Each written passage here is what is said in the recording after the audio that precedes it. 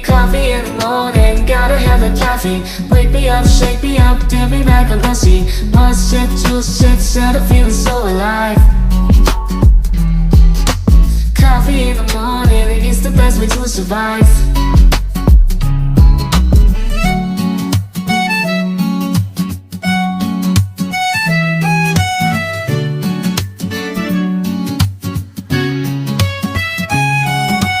Woke up in the morning, sleepy eyes yawning. Jumped out of bed, started the day, opened the curtains. Felt the cool breeze, the sun shining on my face. But something was missing, I needed my job to chase. Give me coffee in the morning, give me coffee in the morning, gotta have the caffeine. Wake me up, shake me up, dip me back on the sea. Must shit to shit, set a feeling so alive. Coffee in the morning, it's the best way to survive.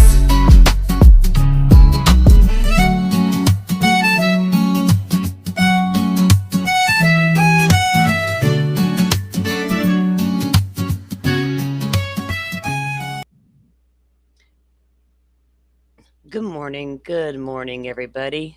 How are you doing? Sorry, I was wrapping up a text to my kiddo and multitasking, just not my thing right this minute. So good morning, everybody. Welcome on in here.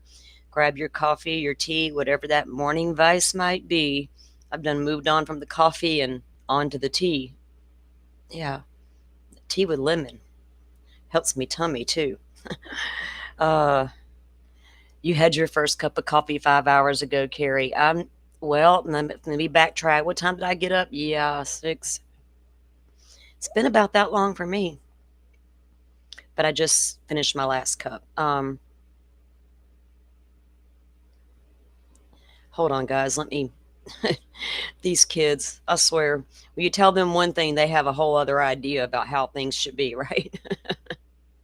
Hold on.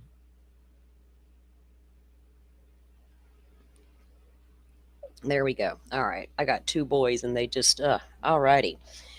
Getting on to the big show. You've been having coffee since 4 a.m., Tricia. We run on coffee around here. That's what we do. Real happy. Welcome in. My mod team, Forrest, welcome in. We got Carrie in here. Real happy's in here. And I know that Butterfly was in here. So yesterday we were... we found out that there was a new report issued finally by the medical examiner in the Ellen Greenberg case. And I said, I want to get my hands on that report. Well, Butterfly found an article that had the document in there. And then I got sent the PDF early this morning with my morning coffee. It arrived and I was like, whoo, thank you. So we are good to go. We have the report and we're going to take a look at it. And what the heck's going on here? Will we ever find out the truth about what happened in apartment 603? Is that what the name of was it 603? Yeah. It's insane. There's a lot to look at there.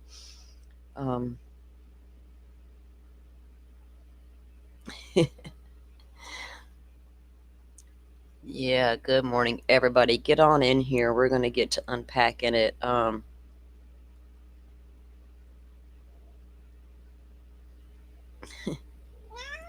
I like coffee iced or hot as well. My mom invented iced coffee.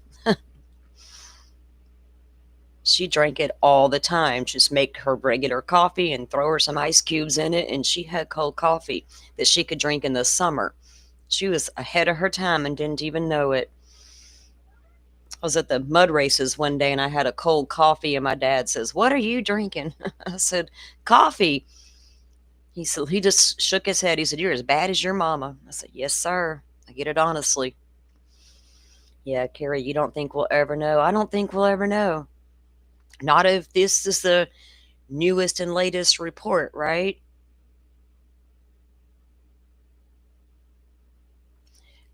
I agree, Happy, right? What we think we know and what they want us to think we know are 2 different things.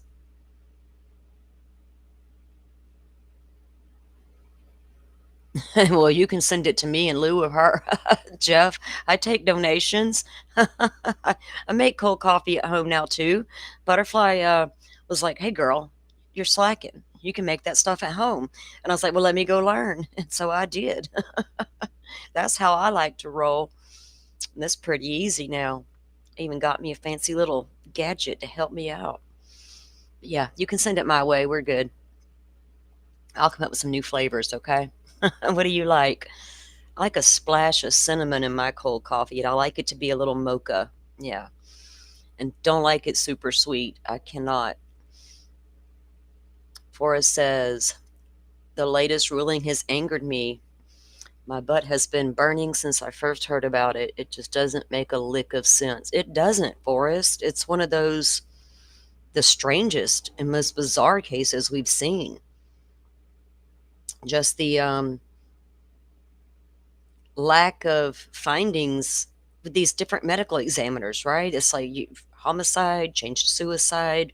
No, we're back to going to keep it at suicide. And the original got it's just a hot mess. Oh, good, Jeff. I'll be looking forward to that. Let me drop some links for you too. No, I'm kidding. um, we're going to take a look at all of it. We got a lot to, besides the 32-page report. There's other stuff to look at as well within the case. Hmm. Mm-hmm. And what the heck? Why is your um? So Sam Goldberg finds his fiance, 27-year-old Ellen Greenberg, deceased in their apartment, and his uncle happens to be a judge in the town. And why is his uncle coming on scene and removing electronics from the apartment belonging to both Ellen and Sam, and credit cards and other things as well? Why would a judge do that? And the type of role he had, he knew better. Not just being a judge, with the boards he sat on. This dude knew better, right? Why would you do that? That's like the first red flag. That should never happen. You shouldn't even allow that man inside the crime scene. Oh, come on in here, Judge. Let me slap you on the back with a smile and see what you like and don't like about this situation. Tell us what to do. Are we looking at a bunch of messy judges everywhere? We know Letcher County had some. Is YouTube doing it again? YouTube was messing with everybody.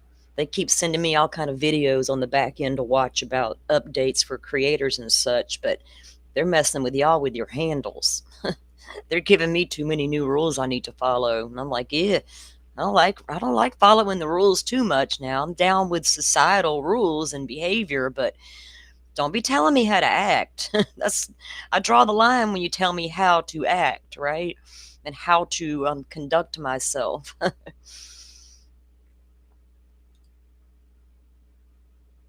Okay, so let me bring up something we're going to take a look at, and we'll get started on the PDF and read what's going on here. Tomorrow, guys, we'll get to take a look at the Idaho 4 documents. Like, seriously, it's just witness list. There's nothing more to it than that. It's just worth going over some of that to take a look at what might have been during trial aspects. But other than that, there's nothing new and that we can get behind to really look into other than the witness list stuff. I checked again this morning, and that's all that was coming unsealed in this latest round anyway. And I'll be looking this afternoon and throughout the day for any case updates that we've been following. I haven't seen much movement outside of rumors and blah, blah, blah. In the David Celeste case, I'm not looking for rumors. I'm looking for truth, accurate information. When they make an arrest, maybe I'll get back at it. But I can't get down with all those rumors because there's a lot. We know it. It's weird, right? So let's get on with an arrest. I couldn't tell you what's taken those people so long to make a determination on something. Okay, let's see.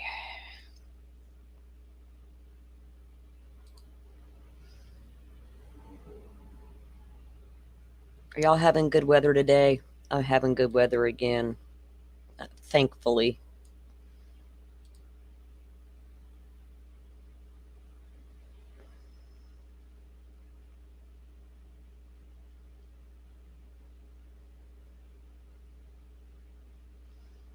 I have this website that I ran across, might have been early this morning. They have some really good stuff on here. Let me try to get this pulled up so we can read something and then we'll go into that document. Okay. My computer was taking its ever loving time today to do stuff. Okay, let me pull this up. Share. Okay. Ellen's body was found on the hardwood kitchen floor located just inside the door entrance. She was found supine with her head and some of her upper body shoulders resting against the lower half of the white kitchen cabinets next to the range. Her body, starting with the head, is facing north and the legs west. This all comes from the Emmy report, the original. Um, Her body, starting with the head, is facing north and the legs west. She was clad in a zipper up, dark colored shirt, over top a shirt, gray sweatpants, underwear, and light brown UGG boots, UGG boots. Now, here's some images of Sam, or actually, it's first responders, and this is the doorman that Brian Enton has interviewed. I think he was also in the Hulu special, and he's got the discrepancy about Sam going into that door, right? It's been a lot about him out there. So there's different photos inside of this timeline. This is called crimetimelines.com. And these are just photos from inside the apartment. And you can see here this is where her body was, this image here on the left, upper left, against the cabinets and everything. This is the type of lock that was on the door that Sam says was locked when he got back up to the apartment. There's one with Ellen's glasses laying right beside her.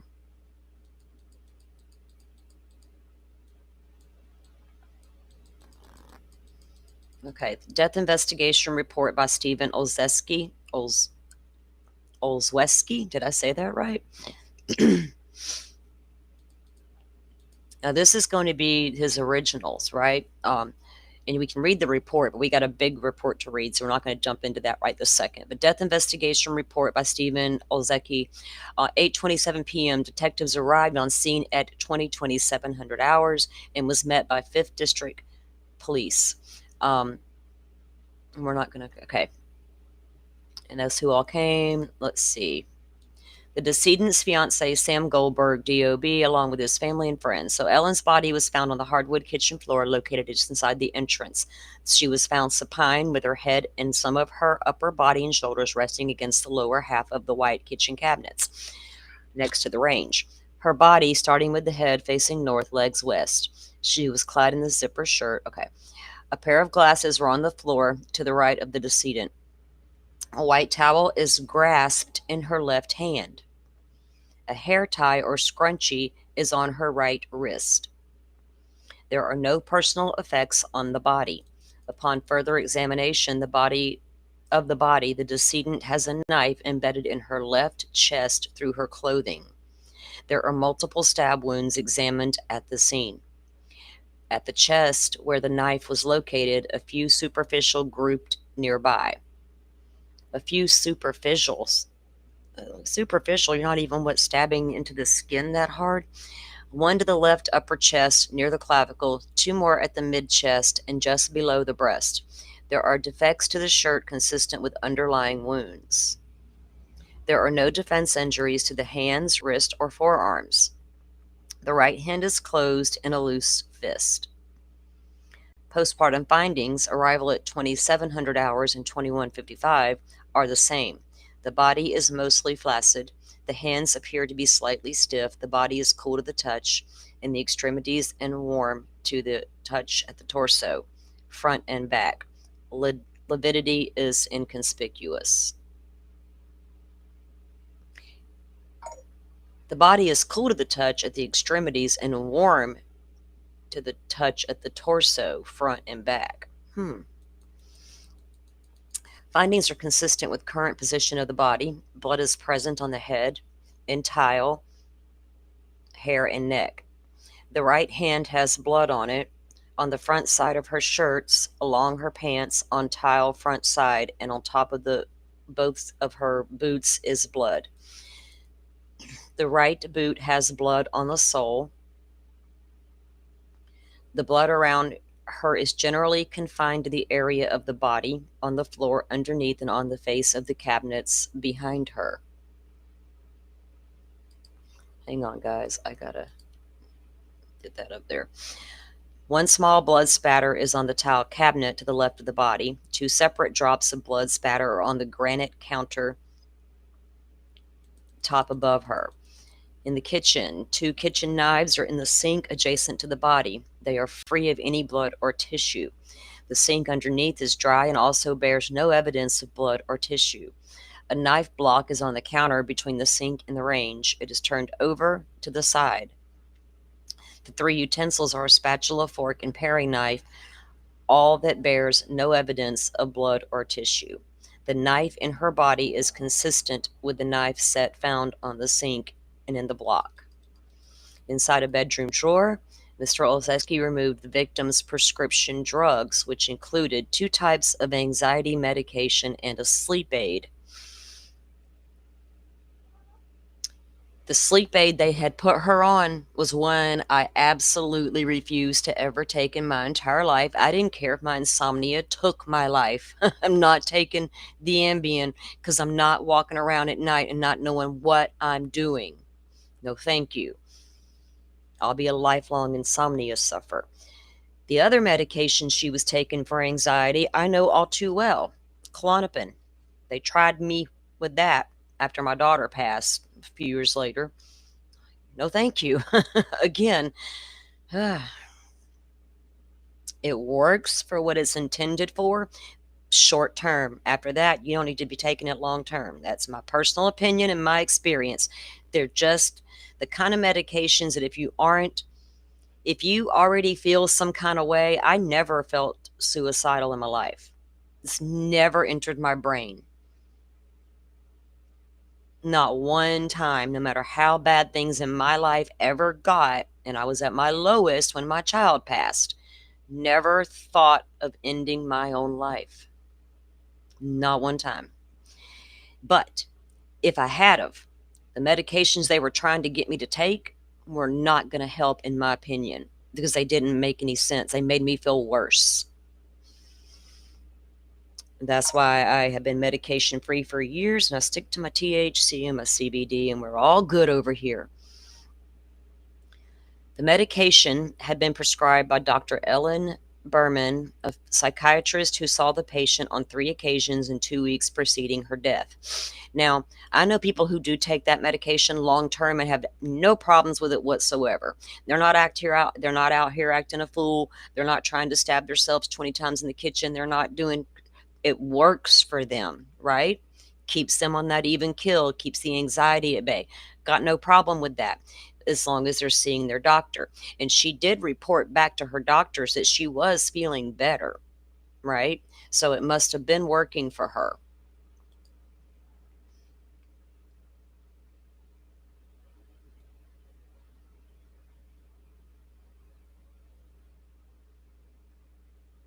You've been drinking coffee since 3:30. How come I wake up at 3 a.m. sometimes going, I sure could use a cup of coffee right now. The medication had been prescribed by Berman, a psychiatrist who saw the patient on 3 occasions in the 2 weeks preceding her death. So she only saw her like 3 occasions in the 2-week period. She must not have been on this medication very long. So it really wouldn't have had time to you have to be on these medications for a few weeks to even let them get in your system and start to do their job.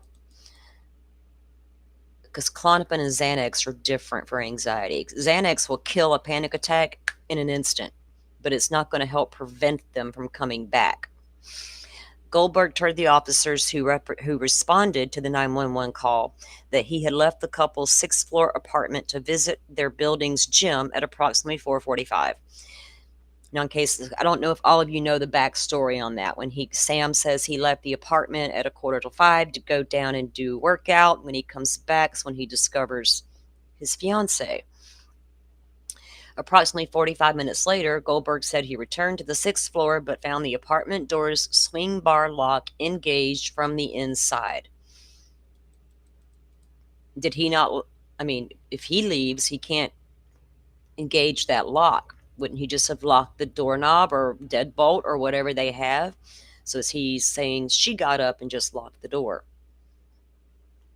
Goldberg explained that he returned to the building lobby to try to reach the victim via cell phone calls and text messages.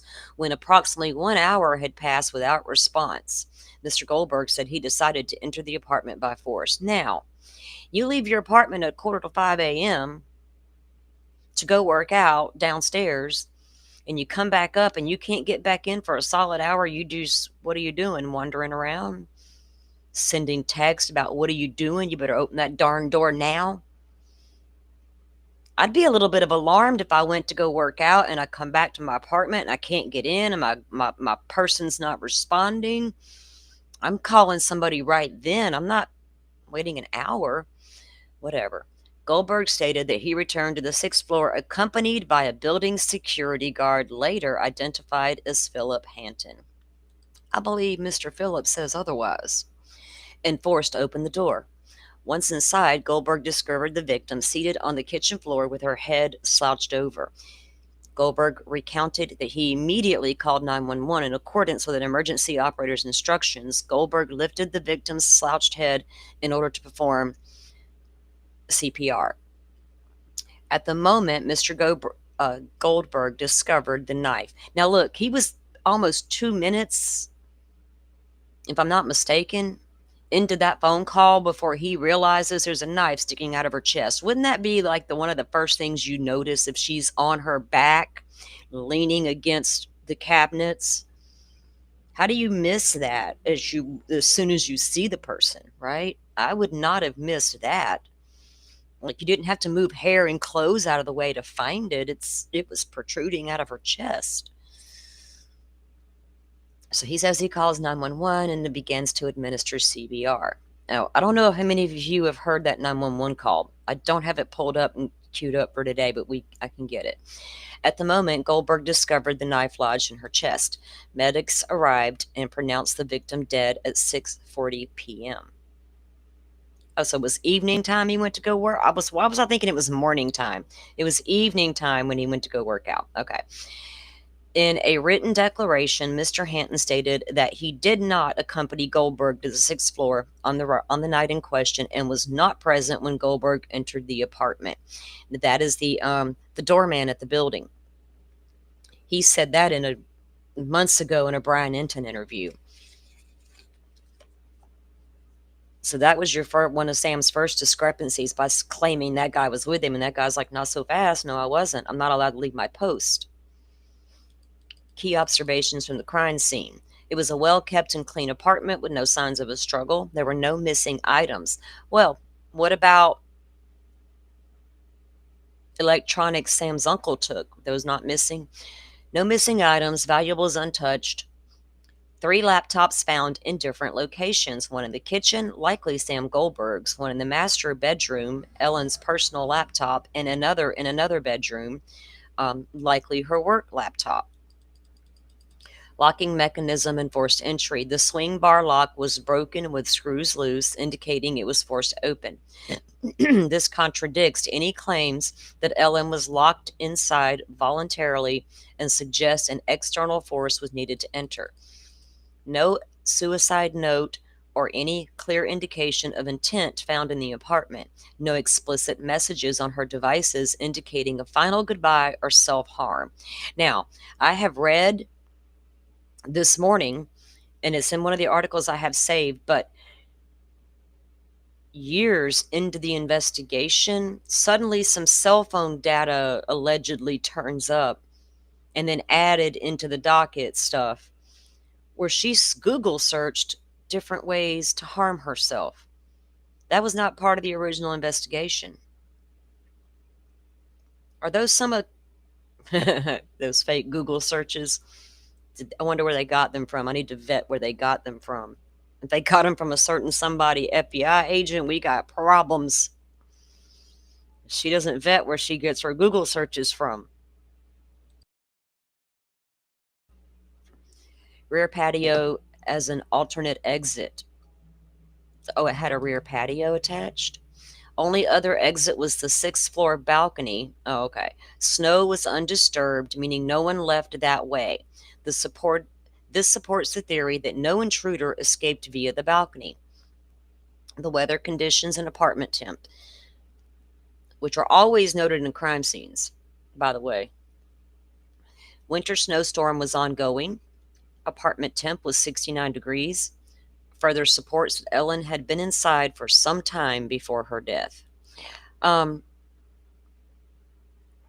between the time that Sam left to go work out and came back. And then we can read the report there. This is crime scene information that was gathered. And describes how she was found. The knife was 4 inches into her chest. There's the door lock.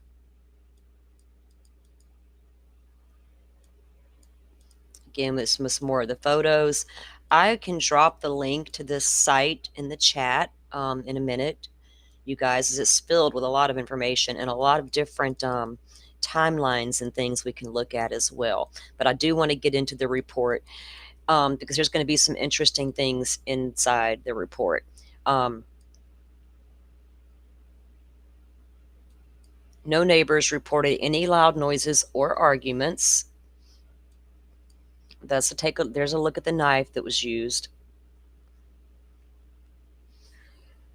Now, as an intruder, we know that intruders can break in a robbery attempt or assault attempt or whatever, and they will grab a kitchen knife if they didn't think enough to bring their own weapon. But most do. And then unless they had another plan and were startled in the process and had to grab that to defend themselves against the homeowner who came in and startled them or whatever, from a robbery. It's just unusual for a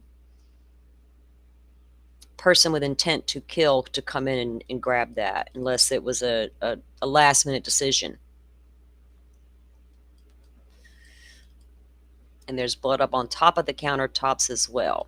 Now I'll show you a picture. I've got a lot of you probably have seen it, the depiction of her wounds and where all she was stabbed. So again, January 26, 6:33, they responded in this apartment 603, 27-year-old female, 5'6", 125 pounds with multiple stab wounds. Initial manner of death ruling, homicide per the medical examiner. That was the original ruling, was a homicide. And then a meeting with the police happened. Like, is that unusual to have a meeting with the police and then the medical examiner go back and change his findings? Like, isn't he the expert on that part, and the cops are alleged experts on investigations? That's weird to me. It was weird to a lot of us. Found lying on the kitchen floor, resting against the lower cabinets. Again, her face was covered in blood. Clothing, the boots, again with her left. This towel she was holding, guys, I'm a little baffled by this towel. I'm trying to get my head around the crime scene and what could have been happening if he didn't do this to her, right? I can't just jump out there and say, oh, he did it. I think he may have, but I also got to take a look at possibly he didn't in all the cases I'll look at, so we can figure out some of the stuff. The pair of glasses was found next to her. Now, I wonder if somebody put a towel in her hand. I don't put it past people to do stuff, staging scenes.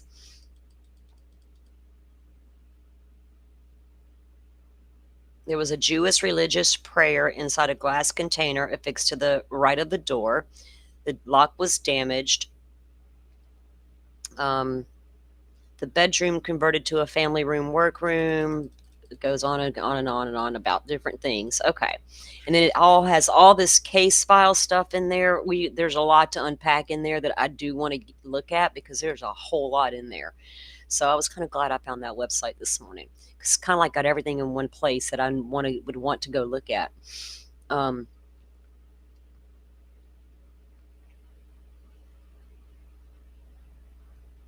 right? Yeah. And they're still saying it.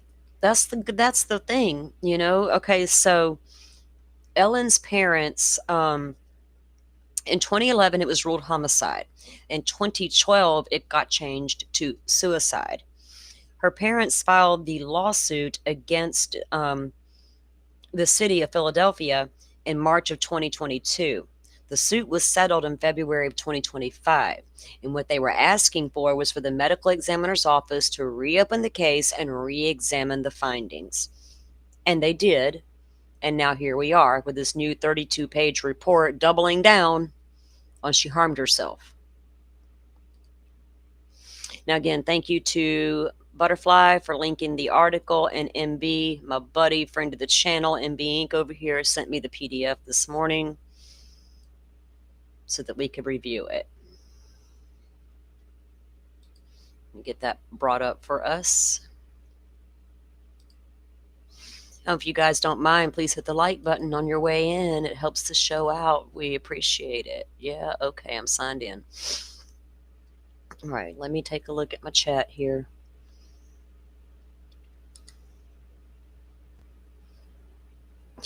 Let me get my kid's bobblehead off my phone. Goodness. Okay.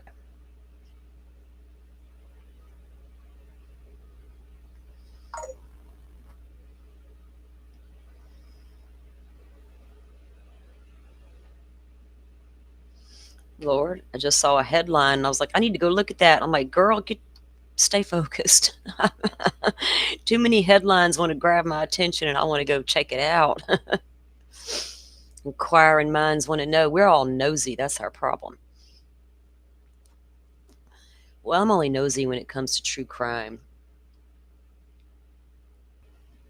Sirius Black, are you in here this morning? Good to see you. Good to see you.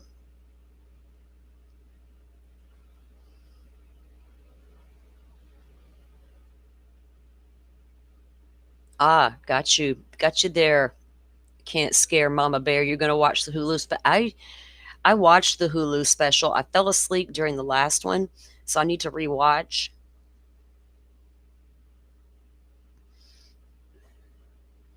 Yeah, how long was she actually on the meds? Is a something that I'd like to know. Okay, so let me get started on this, and we will try to get through it. Okay.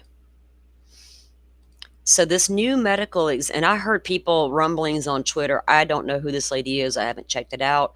She is listed on their website.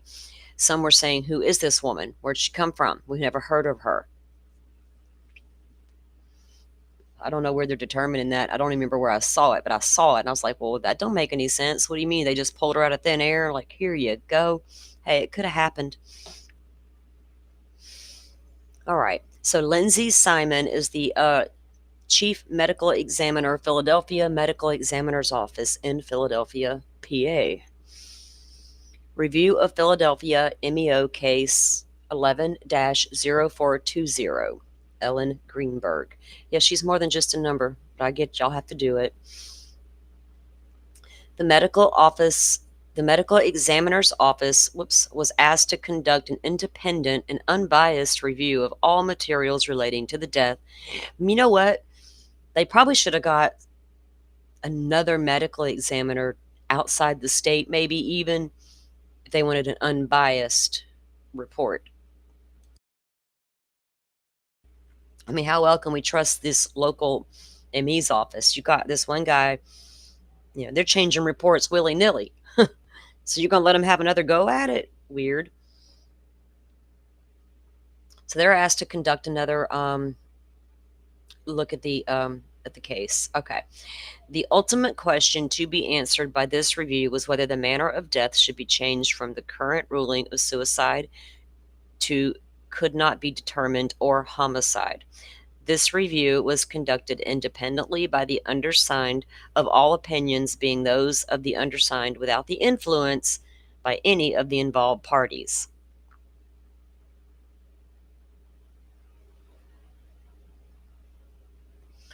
The materials reviewed: electronic and paper records retained in the medical examiner's case file, photographs retained in the case file, electronic and paper records generated by the Philadelphia Police Department, transcripts for the depositions of Dr. Lindsay Emery, Sam Gilliano,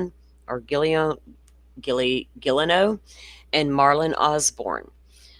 Consultative reports from Dr. Wayne Ross, Dr. Jonathan Arden, Dr. Cyril Wetch, Detective Scott Ellman, Henry Lee, PhD, Thomas Brennan, Michael Woodhouse, PhD. I wonder what Henry Lee said about this. Investigative materials provided by Dr. Wayne Ross. Death in Apartment 603, What Happened to Ellen Greenberg, documentary miniseries on who. They also looked at the Hulu miniseries as materials reviewed by the medical examiner's office? Why? Whoa. Pause. Why is a medical examiner watching a Hulu documentary as part of the materials to review to determine a cause of death? Am I the only one that feels that's a little funky? She ought to stay away from all media, period. I don't care where it come from. Social media, mainstream media, the local darn news. I don't get that part. That's weird to me. It's like you're going to rely on a Hulu documentary to bring you some truths that you can put down in your little fancy little report. That's odd. I can get reviewing all the other stuff, but that is a little okay. So media has good points sometimes, I guess she's saying. I don't know. Initial report of death on Wednesday, 1/26/2011 at approximately 7:30 p.m. The death of Ellen Greenberg was reported to the Philadelphia Medical Examiner's Office, subsequently referred to as MEO. The initially reported circumstances were that the decedent's fiance forced entry into their shared apartment to find Ellen with a knife in her chest. She was pronounced dead at the scene by medics at 6:40 p.m. on 1/26/11.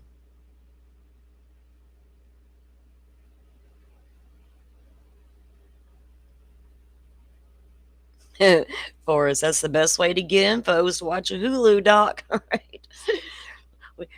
Forget those investigators. We're going to go see what these media people can. They should give this to Dateline. They'll leak it all over the place. They don't care. One minute media is bad, 1 minute media is good. So make up your minds. Initial report of death. Okay, at 6:40 on 1/26. An investigator from the MEO responded to the scene at 8:27 p.m. on 1/26/11 at the scene. At the scene, the investigator spoke to decedent's fiance and the police. At this time, the fiance reported that he had left the apartment around 4:45 p.m. to use the apartment building's gym. When he returned to the apartment at approximately 5:15 to 5:30 p.m., the fiancé found the apartment door secured from the inside. He attempted to reach Ellen via text, phone calls, and knocking on the door for approximately 1 hour before he forced entry into the apartment. There is no conflicting information in the MEO records as to whether the fiancé was accompanied by staff from the apartment complex when he forced entry into the apartment. In the report of death investigation written by responding MEO investigator under the section labeled circumstances, the following description was provided. He, the fiancé, proceeded to contact the decedent via text message, telephone calls, and emails for approximately an hour before he forced entry. So he's calling her, he's texting her, he's emailing. There is no indication in the circumstances. Report who provided this information about entry to the apartment. In a separate report written by the same MEO investigator titled Investigation Report under the section labeled Background, the following description was provided. He, Goldberg, proceeded to try and contact the decedent via text, phone calls, and emails for approximately 1 hour before he entered. The MEO investigator noted that all information contained within the background section of this report was provided by the police at the scene and the fiance. It is not documented in the case file who specifically reported the entry to the apartment was witnessed by apartment staff. While there are no date timestamps to verify which report was entered first, the investigation report, containing the second expert includes details of interviews conducted after the autopsy was underway.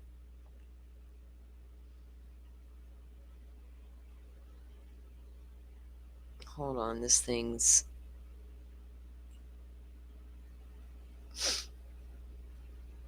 The fiance reported to the MEO investigator that he found Ellen unresponsive on the kitchen floor.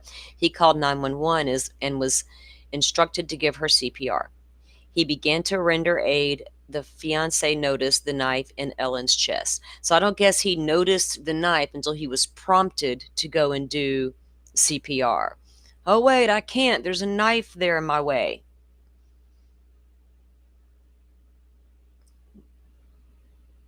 Pay attention to your surroundings. My God.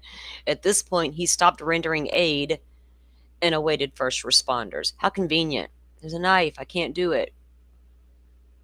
The scene of the death was a 6th-floor apartment.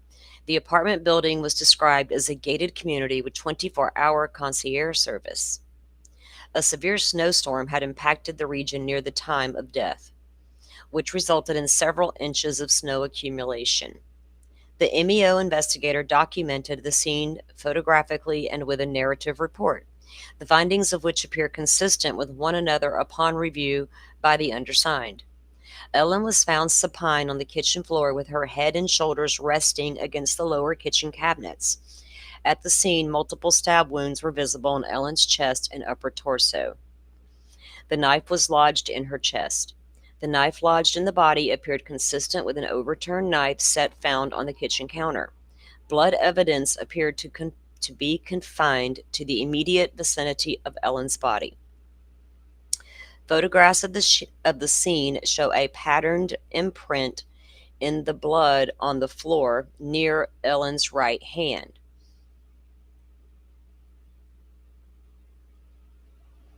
So I'm trying to think in my brain now if okay, so say Sam did this to her. Sam has to go shower before he leaves that apartment. More than likely, got something on you. Did he not drop drops on the way to the bathroom of blood? Was there no footprint? I'm not saying he didn't do anything. I'm trying to figure out if they missed evidence, that could say or suggest. Did they not see? Did he clean up spots he may have tracked through the apartment toward the bathroom? I don't know. He may not have had a lot of blood on him at all.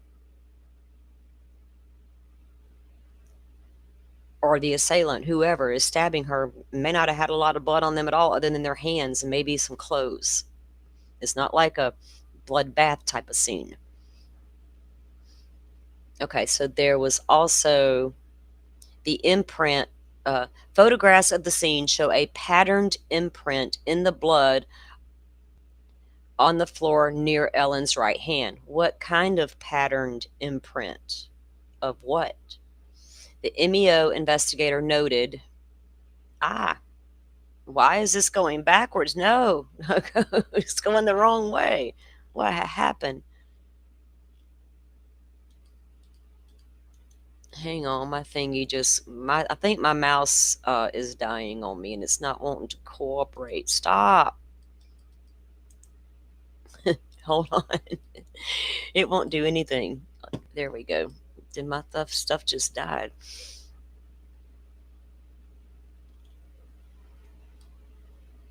Wow.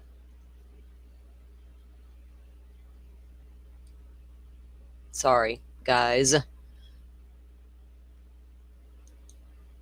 What is it doing? Why won't it won't cooperate. All right. The MEO investigator noted blood staining on the sole of Ellen's boot. It is the opinion of the undersigned that the patterned imprint in the blood appears consistent with the tread of Ellen's boot.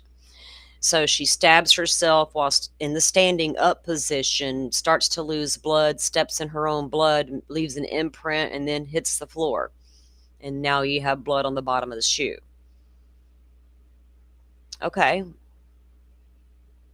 What does that prove? She was standing when she was first attacked? There were no signs of a struggle in the apartment. There were no signs of a struggle inside the King Road home. We had four dead people in a bloodbath apparently in these bedrooms. No sign of a struggle. But they had some defensive wounds. 2 of them. There were no signs of a struggle in the apartment. No valuables were noted to be missing from the apartment. No suicide note was found at the scene. No defensive injuries were noted. Now, I don't personally know the statistics on harming yourself and people who leave notes versus those who don't. I feel like when I do hear about these things, there's always a note or a something, but not always. No suicide note was found at the scene. No defensive injuries were noted. I mean, honestly, if I was going to do that to myself, I don't know what I would need to say in a note to anybody that wasn't already said. What's it going to matter at that point? Lord, the sink in the kitchen was dry and had no visible blood or tissue. And honestly, leaving a note is not going to make your family members and people who loved you feel any better. So any of you out there contemplating something like that, please know there's help. And people who care, people who will miss you and will hold on to that note for the rest of their lives, blaming themselves for not helping you more. So please reach out if you guys are in need of any kind of help. If you need to vent and get some shit off your chest, hit me up. With no judgment. There were no signs of struggle in the apartment. Okay. No suicide note was found. No defensive injuries were noted. The sink in the kitchen was dry and had no visible blood or tissue, so nobody washed their hands in the kitchen sink afterwards. 2 knives in the kitchen sink were similarly free of blood or tissue. The only sign of forced entry was at the apartment door, where a door latch was incompletely detached from the door. Undisturbed snow was present on the apartment's patio. No alternate means of entering the apartment were identified. Bottles, oh man. I'm going to have a problem with this one. And this thing is irritating me not wanting to work right. Bottles of, should they had her on Xanax and Klonopin? No, no, no, no, no, no, no. Please tell me they did not do that to that girl. Where'd it go? Because now my shit's acting all funny. It'll get me cussing and get me in trouble with the tubes again. They're going to be like, actually, they don't care if we cuss. It's just how much and how quick we start it. All right. This thing is really going to bother me. I don't have my usual controls and it won't. Okay, there we go.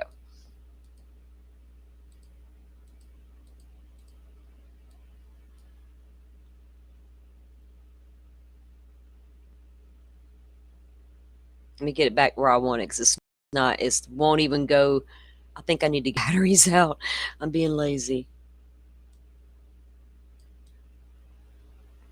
Okay.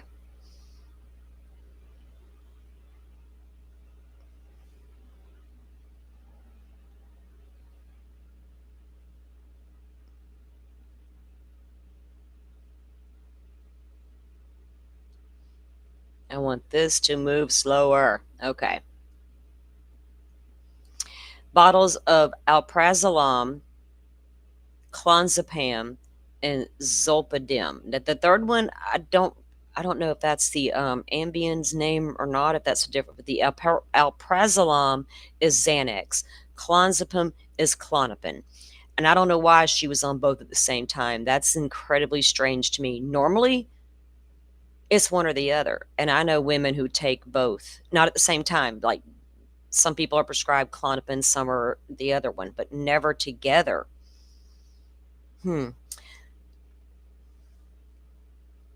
That's not good. The decedent's cell phone was found in the apartment bathroom. The last outgoing call was made at 2:33 on the 26th and lasted approximately for 30 seconds. Now, I don't make a lot of calls on my phone. I just don't talk to folks that much. The last outgoing text message was sent at 3:47 on the 26th. There were multiple missed calls and incoming texts from Goldberg between 5:30 and 5:54 on the 26th. There were also missed calls from the apartment building's front desk between 6:07 and 6:10. That is the generic for Ambien. That's what I thought. Thank you, Happy. Welcome in, Riley. Good morning. Thank you, Forrest, dropping some knowledge down there in the chat. I have a great mod team. I love you guys. Always bringing in the extra facts when we need them.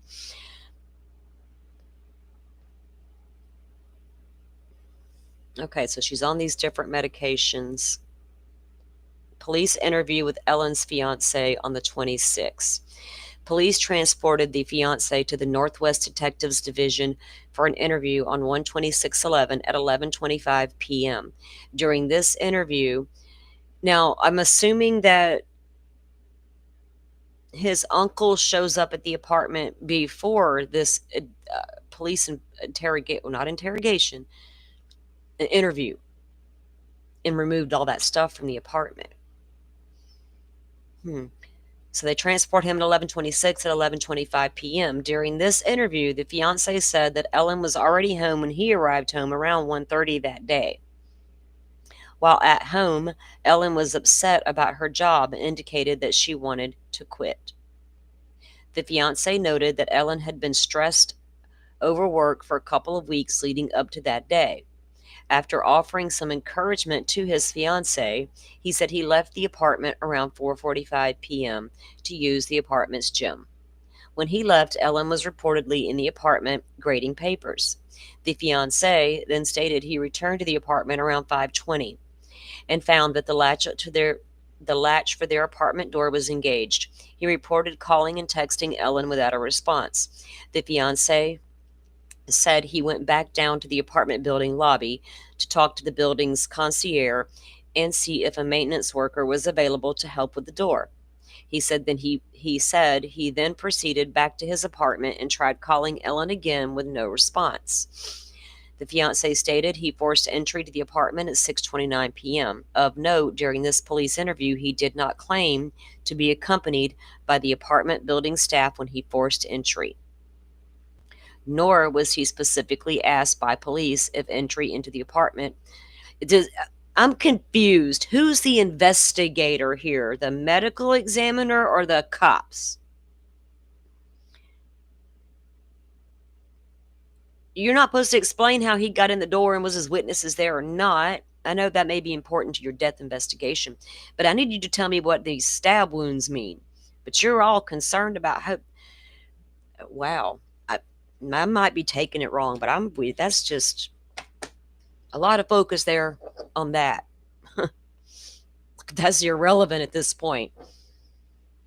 I don't care how they got in the door, and if it took 10 men, that doesn't explain what happened to her over there on the kitchen floor.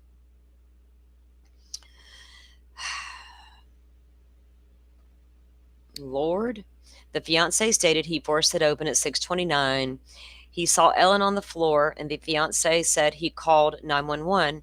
The 911 operator reportedly asked the fiancé if he would be willing to provide CPR to Ellen if the operator guided him through it. The fiancé said he agreed, but when he got close to Ellen and started to rendering aid, he saw a knife. When he got close, His first instinct when he busts the door in and sees her slumped over and sees blood, was it not to run up on her and scream, "Honey," and check for a pulse? He approaches her once he's told to go do CPR.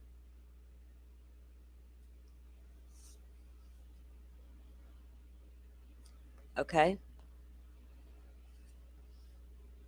The fiance said he agreed, but when he got close to Ellen, he started rendering aid. He saw the knife.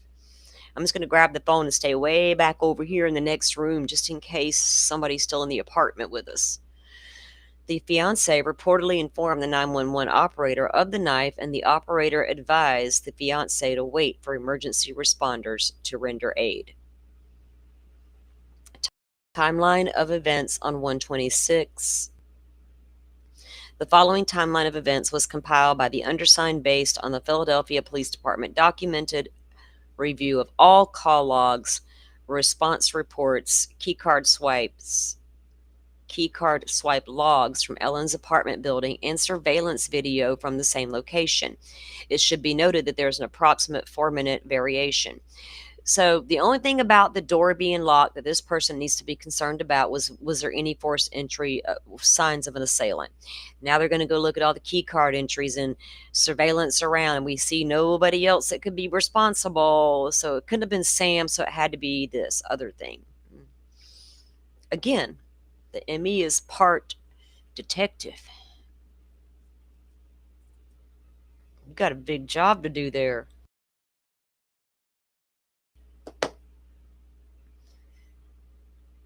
At 1:32 p.m., Ellen enters the parking garage of the apartment complex per keycard swipe.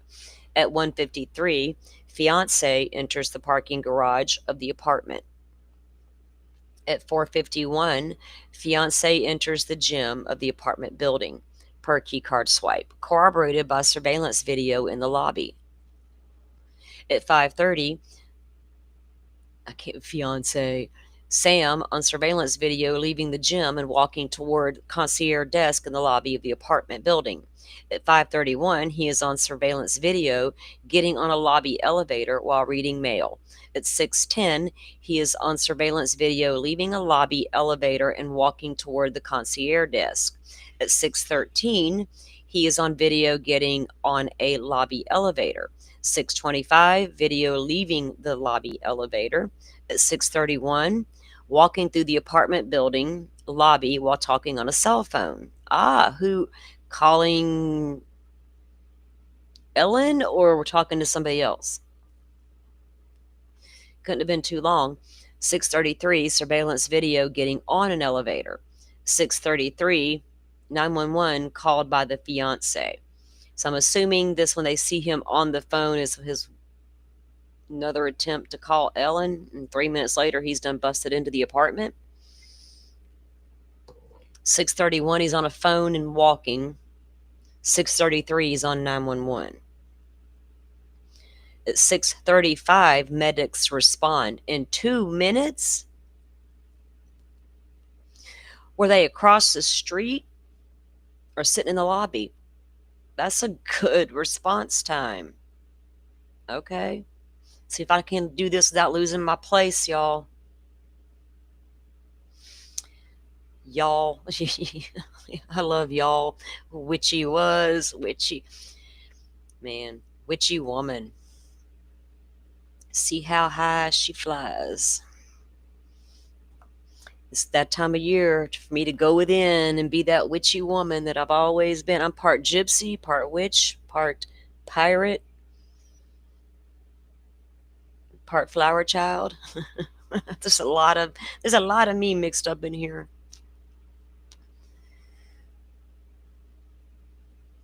Don't piss off the pirate in me. That's all I can say.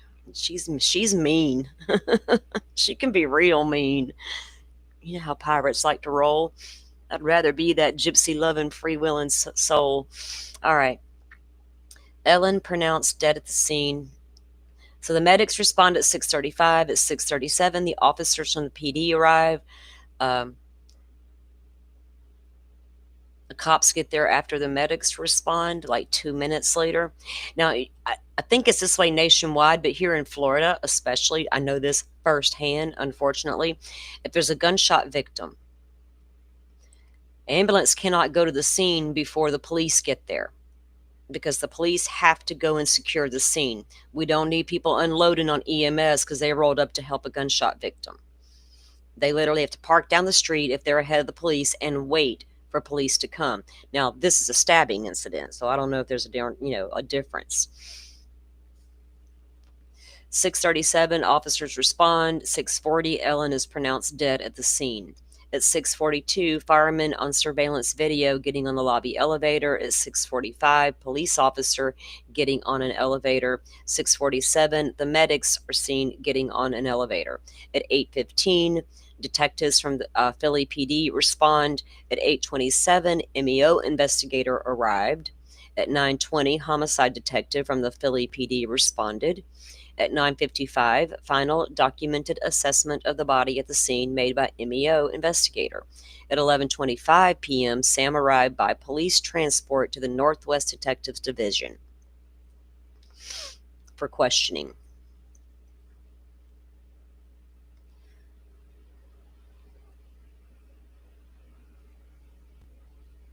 The cat witch.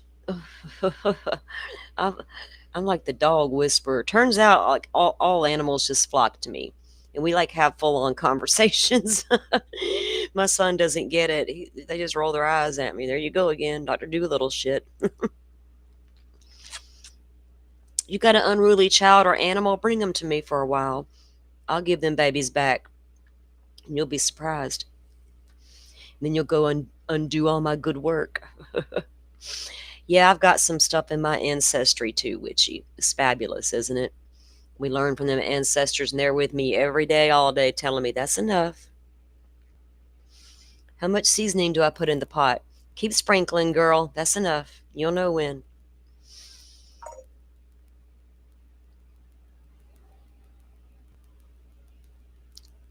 So they bring Sam in for some questioning. Let's see. MEO interviews. The assigned MEO investigator interviewed Ellen's parents on 11/27 at 7:41, so the day after. One parent reported last speaking to Ellen on the 26th around 7 a.m.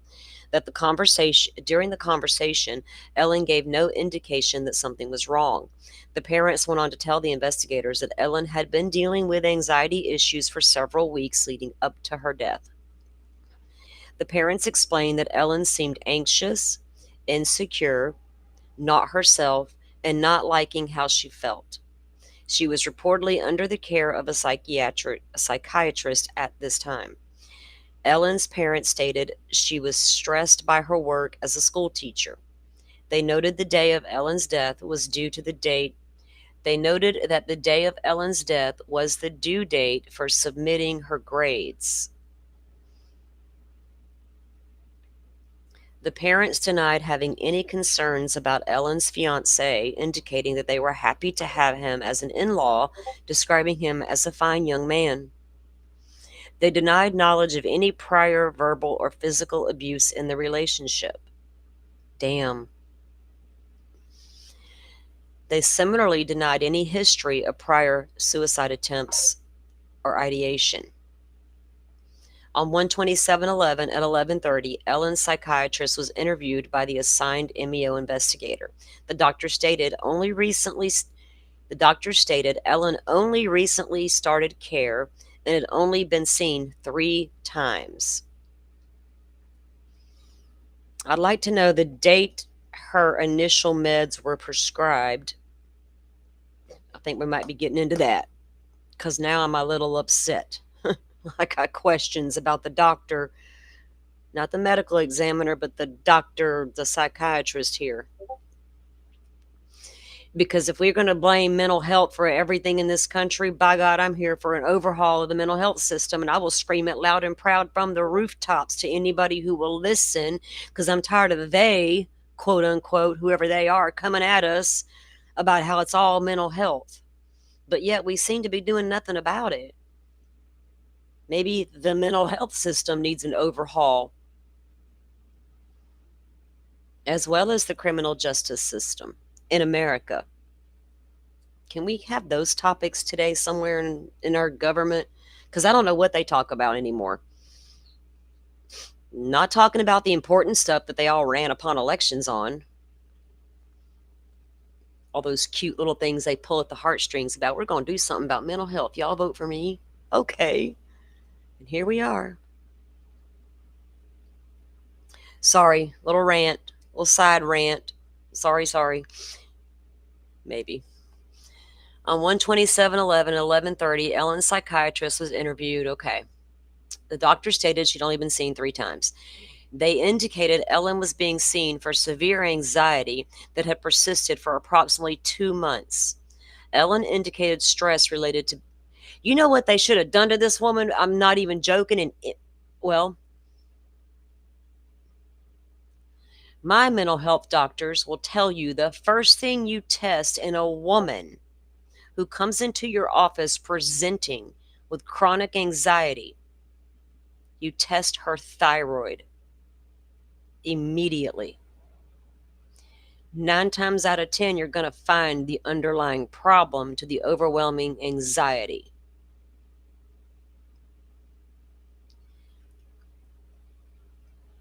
Should have been the first thing you checked.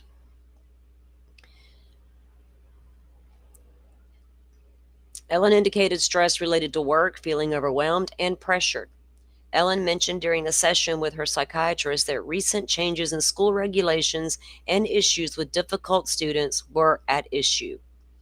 Now, she taught, if she's in Philly, did she teach at one of those, really underrated schools where it's a hot mess and it's just a crazy madhouse type situation? Very well could have been. Could she have had some little gangbanger wannabes hanging out in the classroom? Probably. Could have been. Ellen indicated she was contemplating leaving her job. The psychiatrist reported that one of Ellen's parents contacted the psychiatrist's office to convey their concern for their daughter.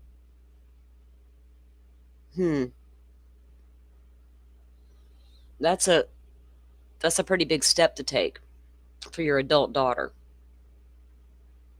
And I got to evaluate this fairly, guys. I can't just go in hot with what the cranks are cranking up the internet with for however many years it's been.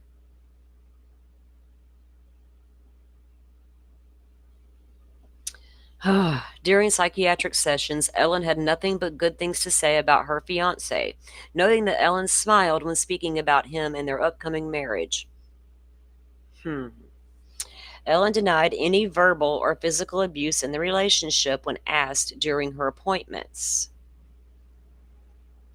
I don't know that she'd be comfortable enough to tell you that part yet, especially if she's never expressed it to anybody verbally. 3 appointments in, that may not have come out yet. Ellen had originally been prescribed sertraline, Zoloft, which is common and is not a bad medicine. But it'll help you get stabilized until they can figure out what's going on. Is there any underlying conditions here we can look at? So Zoloft, and eventually switched to Aprazolam. No, wait. Switched to Xanax? That's a whole different class of drug. 9 times out of 10, you will not get prescribed Xanax unless you get prescribed the Zoloft with it. Zoloft's the antidepressant. Your Xanax is your anxiety med to kill the panic attack. And then Zolpidem, also known as the Ambien, was added with Klonopin to help her sleep. So I'm assuming she was on a Zoloft in the mornings, then taken off that and put on a Xanax in the morning, or as needed, a Klonopin at night for sleep, along with the Ambien for sleep. Guys, I got real questions about that and this woman's state of mind. I mean, they say you can get up and drive a car and kill people on Ambien.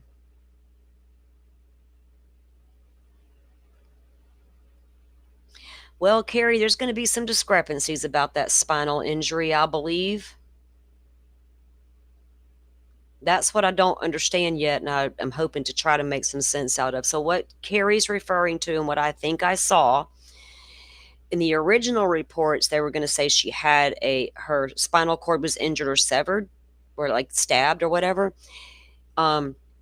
This new ME report is going to blame that on the original examiner, that he did it during the autopsy. That's, I think, is within this document. So a lot of weird shit going on here. A summary of the autopsy report. Okay. The remains of Ellen Greenberg were examined at the MEO. Oh, sorry, my kid texts back. The remains of Ellen Greenberg were examined at the MEO on 11/27/11 by Dr. Marlon Osborne, with the examination starting at approximately 9 a.m. Ellen weighed 136 pounds and measured 5'7" at the time of the autopsy. The autopsy report was printed on April 4th, 2011, and signed by Dr. Osborne. The signature of the final autopsy report appears the undersigned to match the signature on both documents. Okay. So Dr. Osborne's autopsy report was notable for 20 stab and incised wounds of Ellen's chest, abdomen, posterior scalp, and neck, which are arbitrarily designated wounds A through T. Now, we do have a graphic, the picture I was telling you guys about, I'll show it in a little bit, but there's like this really large gash on the top of her head as well, with all the other bizarre stabbings that they allege she inflicted herself. All the wounds were described as having associated soft tissue hemorrhage. 8 of these stab wounds were on the chest and posterior neck. So 8 in the chest and neck, penetrating 0.2 to 0.3 centimeters or less than 1/4 inch deep, with only superficial soft tissue injured. So the starting of the stabbing, and you get a little deeper each time. That's weird. I don't mean to be graphic, guys, but I'm trying to figure this out as if she's doing it or as if someone else is doing it, right? Because if I don't imagine somebody else doing it and just getting some superficial wounds in, maybe to stage it, possibly. Is some people smart enough to think about all that? Possibly. Ooh. Dr. Osborne's autopsy report was notable for the 20 stab wounds. Okay, we're down here. Sorry. 5 of these stab wounds were on the chest and neck. The depth of penetration was not documented for the incised wound of the posterior right scalp. The 5 remaining stab wounds documented in the autopsy report are summarized by the undersigned as follows. Stab wound E, perforations of the arterial arch in the left lung, depth of penetration 10 centimeters of that wound to the lung. This is the left hemothorax and right hemothorax. So she had both of her lungs collapsed. Serrated knife recovered. If you stab a lung, it's going to collapse. My son, unfortunately, has suffered several collapsed lungs due to his premature birth 30-something years ago. Last time it happened, he was 18, and it's very painful. Serrated knife recovered from the wound. Stab H of the chest wall. Penetration of liver, 4 centimeters. Unspecified volume of hemorrhage. Stab wound I. They go into detail with all of her different stabs of the wounds. N was an 8 centimeter. This was the one that at the skull base, intercranial blood vessels and overlaying. I'm looking to see about anything with the spine too as I'm looking through this. The abdominal wall was 6 centimeters on stab wound I. N was the blood vessels in the overlying the cerebellum. T, stab wound T, posterior neck muscles, and a dura of the spine between the second and third cervical vertebra, 7 centimeters. Associated focal epidural hemorrhage of the spinal canal. In the autopsy report, the cervical spinal cord was described as bulging near the defect of the cervical spine dura. Per the report, this segment of spinal cord was submitted by Dr. Lucy Rourke, a neuropathologist practicing at the Children's of Philadelphia, for examination. Seemingly contradictory statements about the outcome of that examination were included in the autopsy report. Contradictory statements about that outcome. How many doctors took a look at this case, and how many of them were contradicted at some point?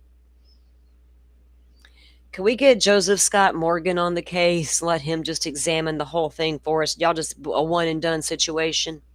One man's opinion and not 50. So y'all can come back and argue about it later. My money's on Joe Scott right now. And I might be biased, but oh well. Like, I don't even care. They done irritated me this morning. Hold up. He explains a lot of things really great. I like to listen to his podcast because his voice is like, it's dangerous though, because I like to listen to it when I lay down at night. If I'm not reviewing something else or doing anything, I'll go listen. But he's so relaxing and calm and easy to understand, but I will fall asleep. It's like, that's my relaxation, to fall asleep too. Kind of like the Dateline Keith's voice, you know what I mean? Now y'all know one of my vices. I like Joe's voice. I'll be like, okay, let's go, Joe. Let's relax. Knowledge me up. That's what I like to call it. Knowledge me up.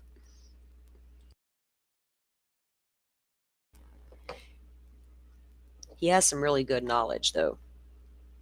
And boy, got to know him a little better in one of the last podcasts I listened to. Okay, enough of that. Enough of the Joe Morgan stuff right now. Okay.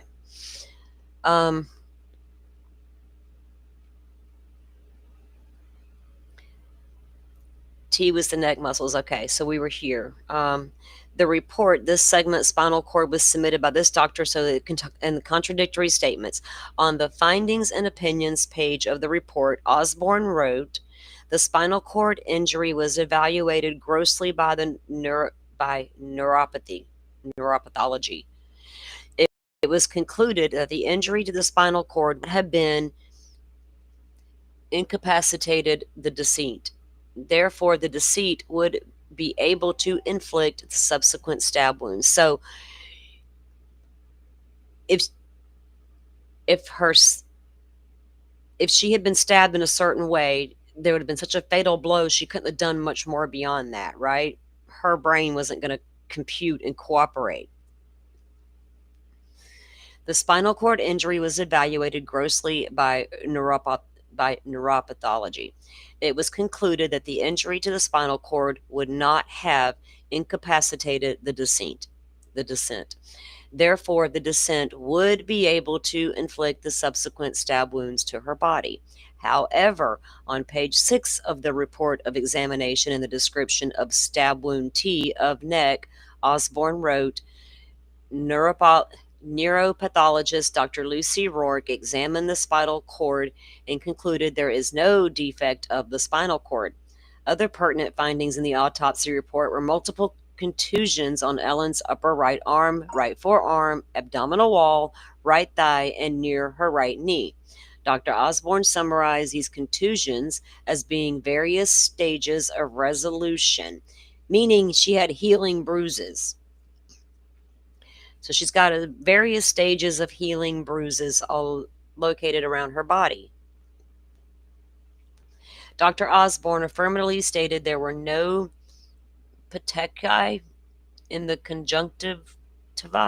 Guys, I just butchered those two words. I am so sorry. There were no petechia in the conjunctivae. Oh, my thing messed up again. Nor were there injuries to the lips, oral cavity, external genitalia, perineum, anus, or vaginal cavity. He also affirmatively reported there were no injuries of Ellen's interior neck muscles, hyoid bone, or thyroid cartilage of the larynx, so no strangulation occurred. Wow. Details from the review of the autopsy report and the photographs. In general, the undersigned agrees with the findings documented in the autopsy report when compared to the photographs taken at autopsy.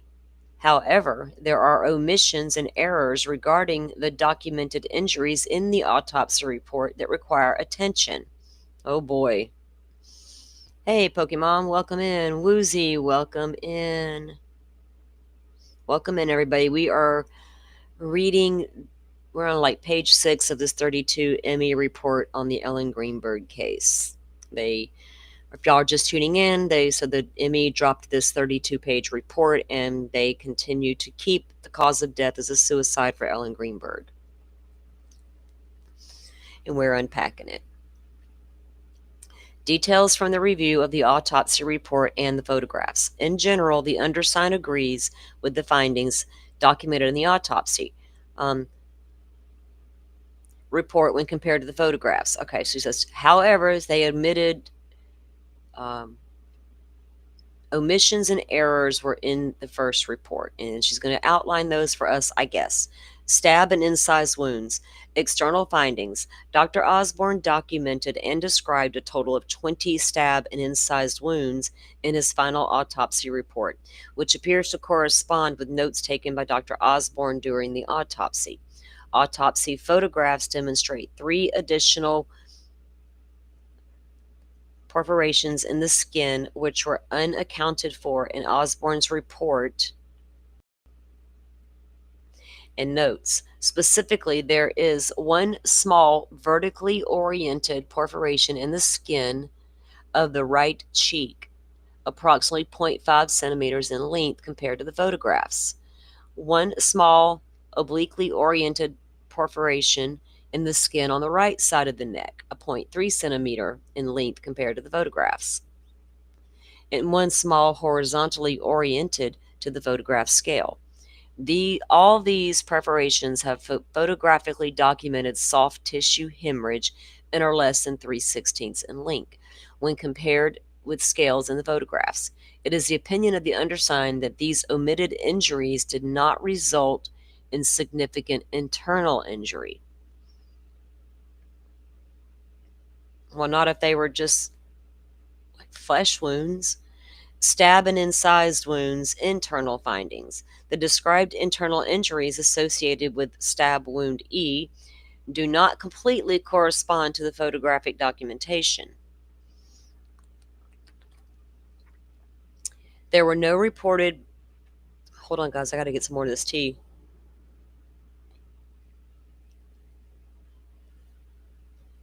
There were no reported perforations of the pericardium or its contents, yet there was 120 milliliters of blood in it. It had no reported perforations, but yet it contained blood. Based on the review of the photographs, it is the opinion of the underside that the stab wound E, in fact, extended through the pericardium and into the ascending aorta.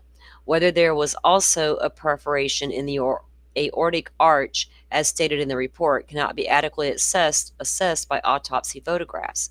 It appears, based on photographs, that this stab would result in penetration of the right lung. Whether there was an injury to the left lung, as stated in the report, cannot be adequately assessed by autopsy photographs. Did the lung not show an injury? I thought it did when we read earlier. There are small but significant omissions in the description of injuries. Small but significant. What? I can't wait to get to where she gives me why she concluded this, because I need to know. On the surface, There are small but significant omissions in the description of internal injuries associated with stab wound N. On the surface of the anterior right side of the pons, at the right middle cerebral peduncle, is a superficial incised wound with hemorrhage. This incision, y'all, I used to be in spelling bees, I promise. I just don't know all these medical terms. They're like, what? Who invents them? It's like the names of medications we see on the news or on commercials. I'm like, who come up with that name? What genius sat around the boardroom and came up with that name? I think of the dumbest things. So this is referring to stab wound N. All right. The incision is best seen on photos of the brain taken after formalin fixation. The hemorrhage visible in the incision indicates that it was an antemortem injury and not an artifact from the autopsy process. Dr. Osborne's report also described subcranioid hemorrhage of the cerebral vermis and right cerebral hemisphere, which corresponds with autopsy photographs. However, these photographs also show subcranoid hemorrhage on the left cerebral hemisphere near the vermis. On the interior aspect, could they like layman terms it for us? Aspect of the right temporal lobe of the brain near the foramen magnum, and on the interior right side of the pons medulla. Where are one of my resident nurses? Get your tails up here. Serious, where are you doing? You busy? These areas of subcranoid hemorrhage were visible in photographs of the brain, both at the time of the autopsy and after formalin fixation. Dr. Osborne's autopsy report described a total of 11 contusions on the right upper arm, right forearm, there were 3, right lower abdomen, there was 1, and right thigh, there were 6. That's quite a bit of bruises. I mean, Ellen was 27 years old, but she didn't have a house full of littles. She might have had a pet or two. I don't know. If you got a little bunch of little kids running around, you bumping into stuff constantly, you might have a few bruises. Women, you know, but that's a lot of bruises. 1 or 2 here and there. But women who suffer abuse know you usually always carrying a bruise somewhere in various stages of healing. There is no description in the autopsy report to indicate which of these contusions Dr. Osborne believed to be resolving. It is in the opinion of the undersigned that the described contusion of the upper right arm and some of the contusions to the right forearm and thigh were resolving. The remaining documented contusions of the right forearm, abdomen, and thigh appear to be more recent. Okay, so we had some healing and some that were more recent. After review of the photographs, the undersigned identified the following contusions, which were all omitted from the autopsy report. These injuries, after review of the photographs, the undersigned identified the following contusions, which were all omitted from the autopsy report. These injuries have been subdivided into those documented in Osborne's autopsy notes and those that were completely undocumented. The commentary on the color and shape of the contusions is that of the undersigned. She's going to get into detail on them now. Okay. Hawkeyes. Thanks, Happy. Y'all know I'm a hot mess express over here. I don't claim to be no professional, do I? I'm just one of you guys. We're all just in this together. And thank y'all for being here and being a part of the conversation, because that's what we do here, right? We like to have conversations, especially about these cases. You guys have great thoughts and insight, and you deserve to be heard. It's not all about me and my thoughts and my opinions. Y'all gonna get them regardless, but I want yours too. And y'all hit the thumbs up, please. Get us some more like-minded folks in here. Okay. Contusions documented in the autopsy notes but omitted from the final report. 2 round faint brown contusions right mid buttocks. I'm just trying to picture in my mind how she got bruises on her butt.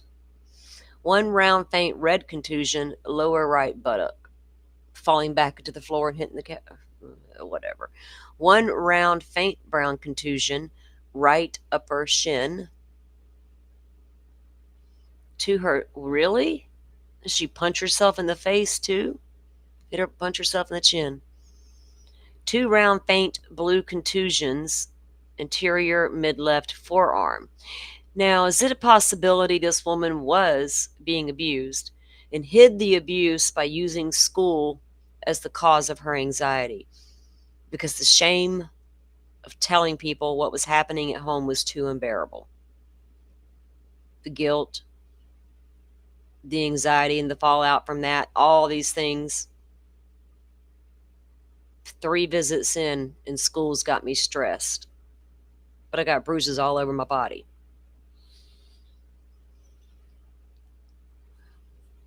Here's a bunch of medicine, honey. Go have a good day. You'll feel better tomorrow.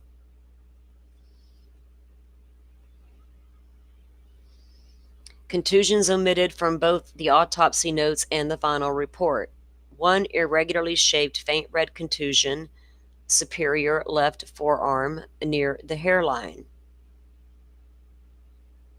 Damn. Was she a known clumsy person?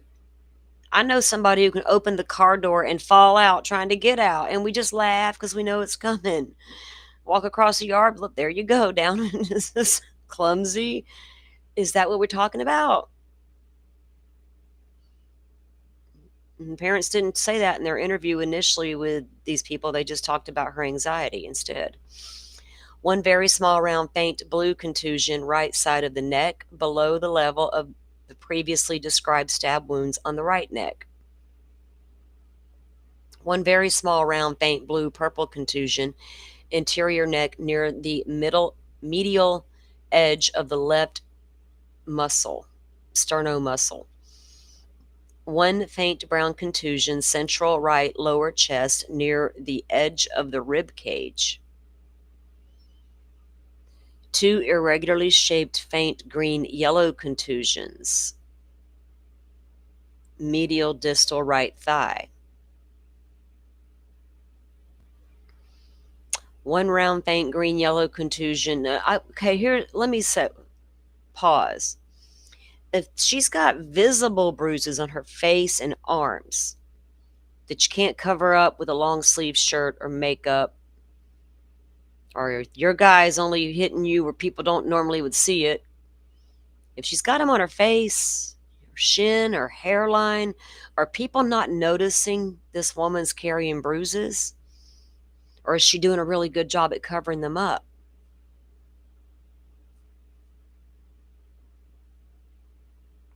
One round faint yellow contusion, right hip, slightly below and posterior to the contusion of the abdominal wall described in the report. 1 faint red-brown contusion, medial right thigh near her knee, on her right thigh, and then another one on the left thigh near her knee. 2 identical type bruises on each knee, like someone holding those knees down, possibly. That's what that tells me. And I'm no death investigator. I'm just a true crime buff who watches people like Joseph Scott Morgan. What can that body tell me about what happened to it? Thank you, sir, for your knowledge. I'm not saying that's what happened, but that's what my first thought was. Both knees? Same type of contusion? Interesting. She run to the table and said, bam, bam, she wham-bammed it. Damn it, man.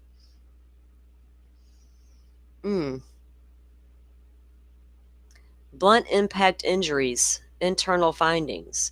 There are also internal findings of blunt impact which were not described in Osborne's report. Autopsy photographs of the interior neck dissection show 2 discrete areas of hemorrhage in the right sternothyroid muscle of the level at the level of the thyroid gland. It should be noted that depending on the orientation of the body when these injuries occurred, they may correspond to the surface contusion.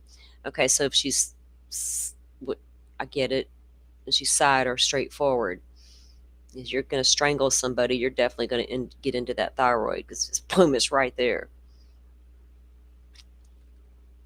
A summary of events 127:11 to 225:11. Following Ellen's autopsy, Dr. Osborne certified the cause of death as multiple stab wounds and the manner of death as homicide. A detective from the homicide unit of Philadelphia Department was assigned to investigate. The knife recovered from the body, clippings of Ellen's fingernails, and clothing worn by Ellen at the time of the incident, and a sample of Ellen's blood were released from the MEO to the police for testing. Police returned to Ellen's apartment on 1/28, 2 days later, and collected from there her engagement ring, several grade books, teacher resource books, and money in an envelope labeled trip money. Those items were submitted into evidence for copies of property receipts. Okay, that tells me she harmed herself, doesn't it? Saving money for a trip.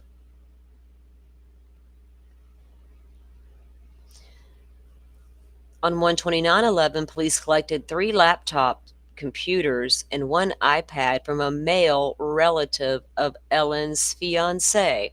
Really? You don't say. On the 29th, she passed on the 26th, and on the 29th, you're collecting laptops from Ellen's fiance's uncle, who's the judge, who had them. Why?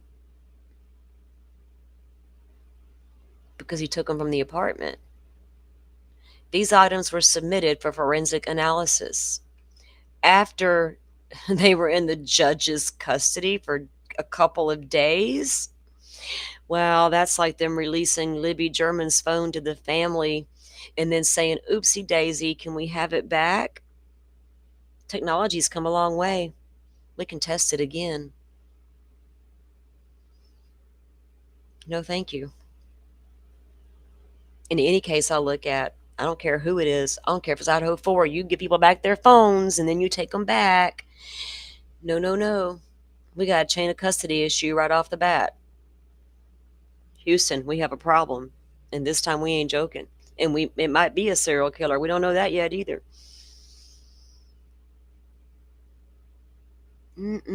Okay.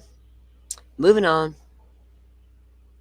On 2/1/11, police submitted swabs of, now look, it don't even go on to say why this judge had them. We're not going to let, she's over there wondering about the guy who, might have been there when Sam busted in the door and might not have been. She's all worried about that, but she doesn't care how this guy had this devices. She didn't even say 3 days later. All right. On February 11th, they submitted swabs of brown stains on the apartment's kitchen cabinet, freezer door handle, and the countertop for serology testing. On the 25th, police were contacted by the apartment building's property manager. The property manager reported that Ellen's parents were at the building to collect some of Ellen's belongings. So, was he instructed not to allow that to happen? Were the police done with their investigation and had released the scene? Or was it still considered a crime scene? Wouldn't the police be conversating with the parents about when they can obtain the belongings? I don't know. Go ask the Idaho 4 victims. This is a shady subject. Don't know because I've never been in that situation. At some point that day, one of the parents used the lobby restroom near the building's gym and discovered a small amount of blood. This parent proceeded to station themselves at the door to the bathroom and requested that the police come test the blood for DNA. The property manager reassured them that the bathroom was used regularly by both residents and guests. They also informed them that the bathroom was cleaned twice daily and pointed to a wet floor sign, indicating a bathroom had recently been cleaned. Officers from the police scene unit responded, photographed the area, and sampled the blood for testing. Interesting.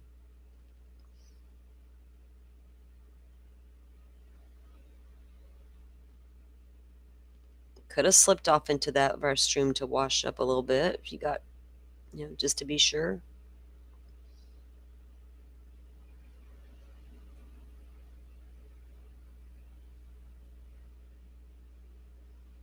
Okay. Da da da. So they pointed out the wet floor sign. They got the sample for testing. A summary of the police interviews. Police interviews at the apartment building Sierra on 12811. The concierge reported to police that Ellen's fiance came to the front desk sometime between 6 and 7 p.m. on the 26th. At that time, the fiance reportedly indicated that he was locked out of his apartment. The concierge described the fiancé as appearing agitated and sweaty during this trip to the front desk. Due to their position at the desk, the concierge reported they could only see the fiancé's blue t-shirt and short pants. Although the concierge offered a master key to unlock the apartment door, the fiancé reportedly declined the offer, saying the door was locked from the inside.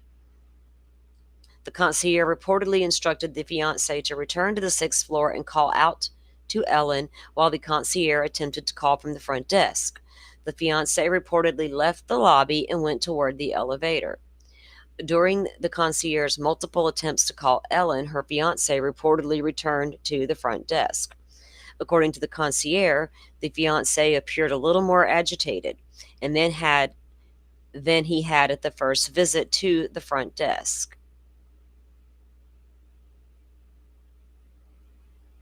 When the fiancé was informed that there was no tool to open the door latch from the outside, he reportedly requested to speak to the building's maintenance supervisor. The concierge reportedly dialed the maintenance supervisor and gave the phone to Ellen's fiancé.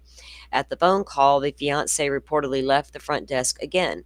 Shortly after the fiancé left the front desk the second time, firefighters reportedly arrived at the building. The concierge reportedly escorted the firefighters to the elevator and then returned to the front desk until summoned. Sorry, truck passed by and the windows open.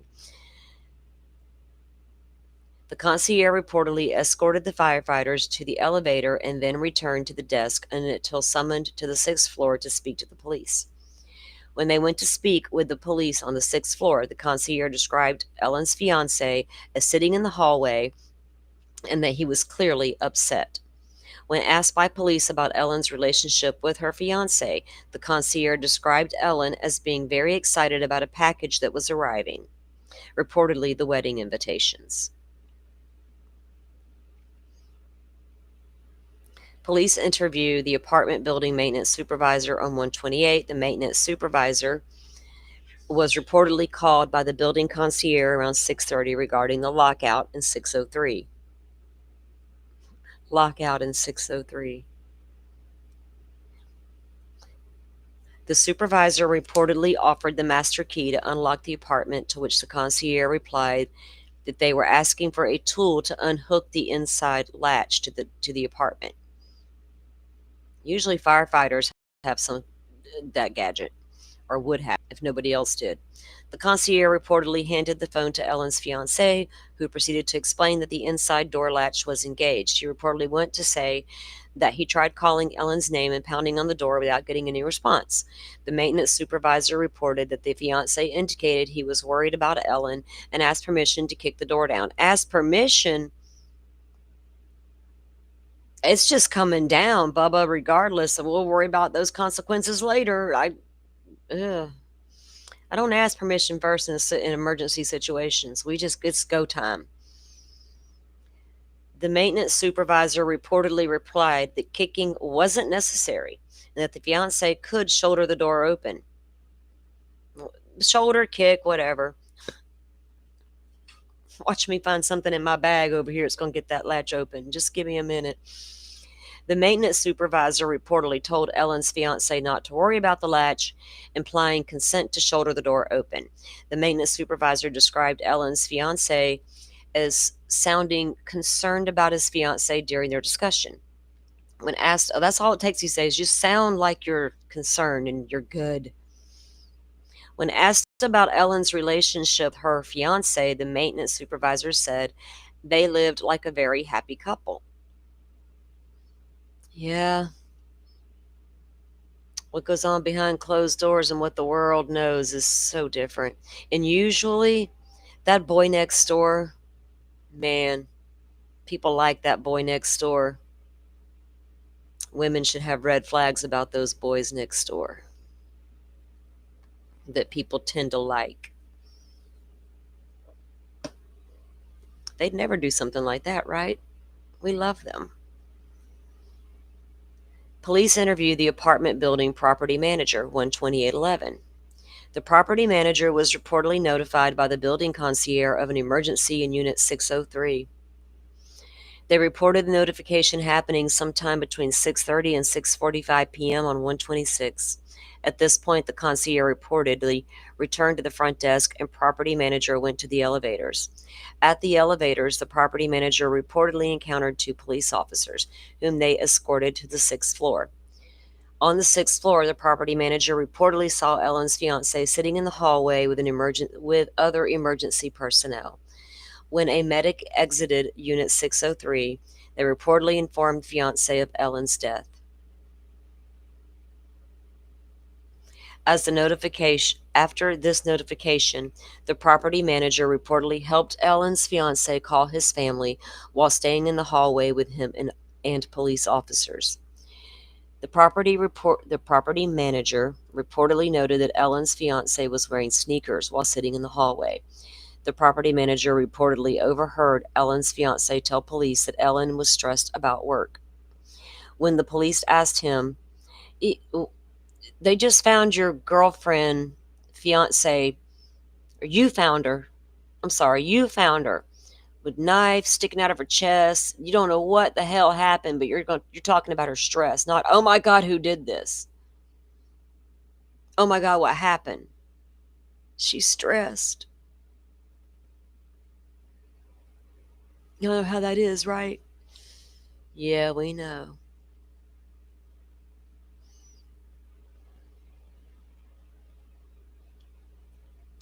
Okay. So he tells them she's stressed about work. When police asked him why Ellen would latch the door when he went to use the gym, the fiance reportedly responded, I don't know.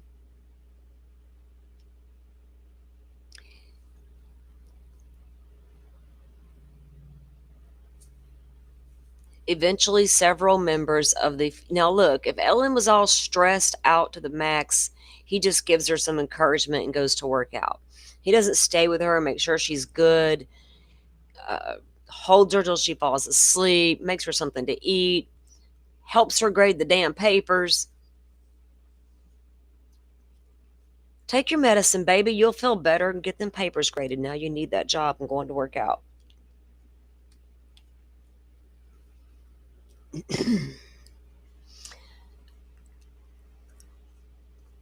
Eventually, several members of the fiance's family reportedly arrived at the apartment building.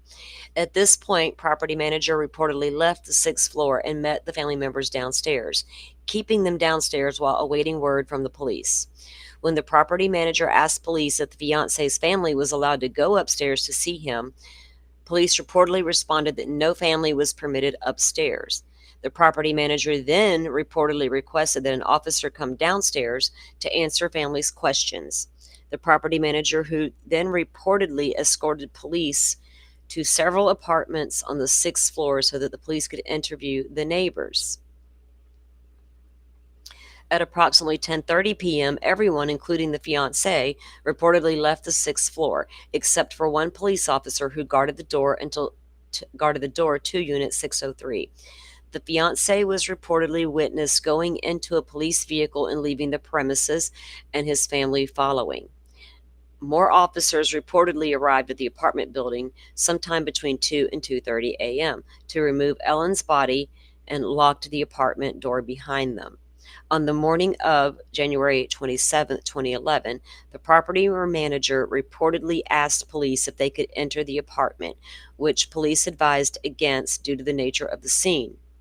The property manager then reportedly requested permission from the police to hire professionals to clean the apartment, which was granted. Hmm. They're so quick with those cleanups. We get it. You need to turn around. You got to get it rented. Da da da. All the things. They backed a whole cleaning truck up to the King Road house, and Ann Taylor's like, not so fast. The judge had to do an emergency order. They literally had it backed up to the door of the house, about to conduct a whole ass cleanup professionally. And I don't blame Ann Taylor. She's like, wait, what are you doing? If Idaho had succeeded in that cleanup, I don't. Ann Taylor might have had a leg to stand on with something, something.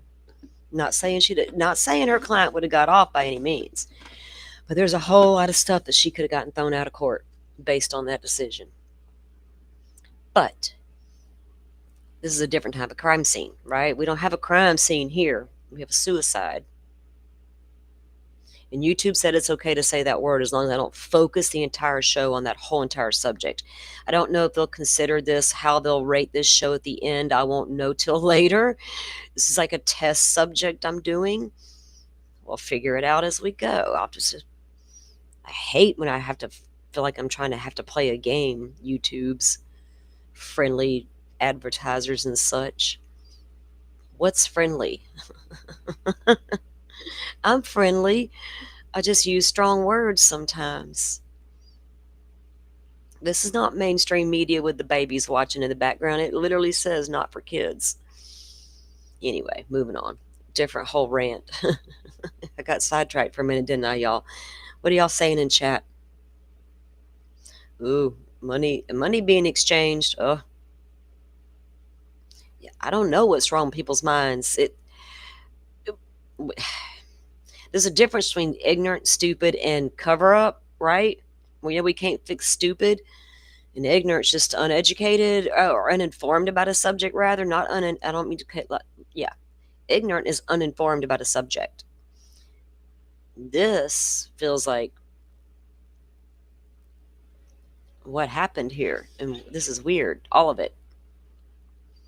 On one hand, I can see, yes, she's really stressed out. That is not a secret. Anybody who claims this woman didn't have a stress problem at this point, after hearing the parents even agree to that in their statements, then we can't have a real conversation, right?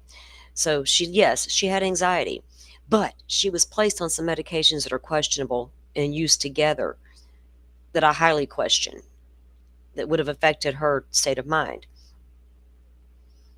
But I'm also seeing a lot of other things here that don't make a whole lot of sense, that she would repeatedly do that to herself.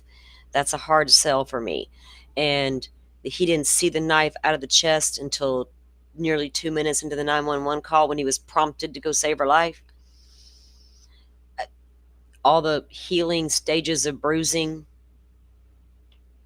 It's not, the math ain't mathin', as they say, right?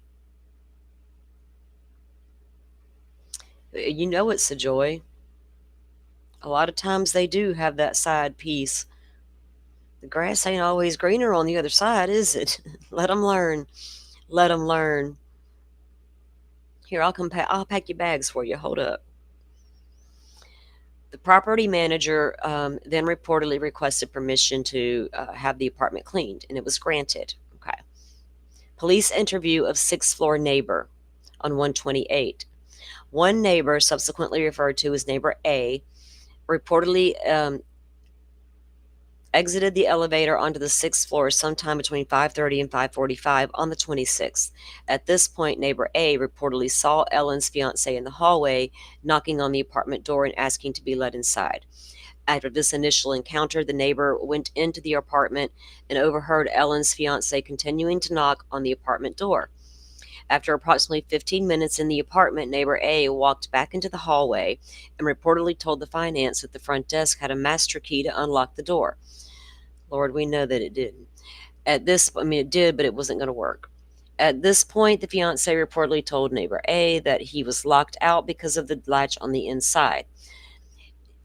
So, if that is true, so the only person to really say That latch was locked. Other than Sam would have been the doorman, the concierge, whatever he's called, to witness him shoulder into the door. But Sam went up there and shouldered in all by himself because the maintenance guy, or I'm sorry, the concierge guy says, I never went up there with him, did not witness that. He could have easily went in with his key and messed up the lock from the inside once he got inside. It wouldn't have took much. Oh, look, now I did bust in. Look, it's broke. Nobody witnessed him do that. But he's telling everybody it's locked from the inside. But I don't think anybody's verified, other than him, that that door's actually locked from the inside. Y'all follow me? Am I making sense with that? That's where my thoughts went. Because I got to figure out how he got that, how that door locked. If he's on the outside and the door can, I know those types of locks, is only going to lock from the inside. Only going to unlock from the inside.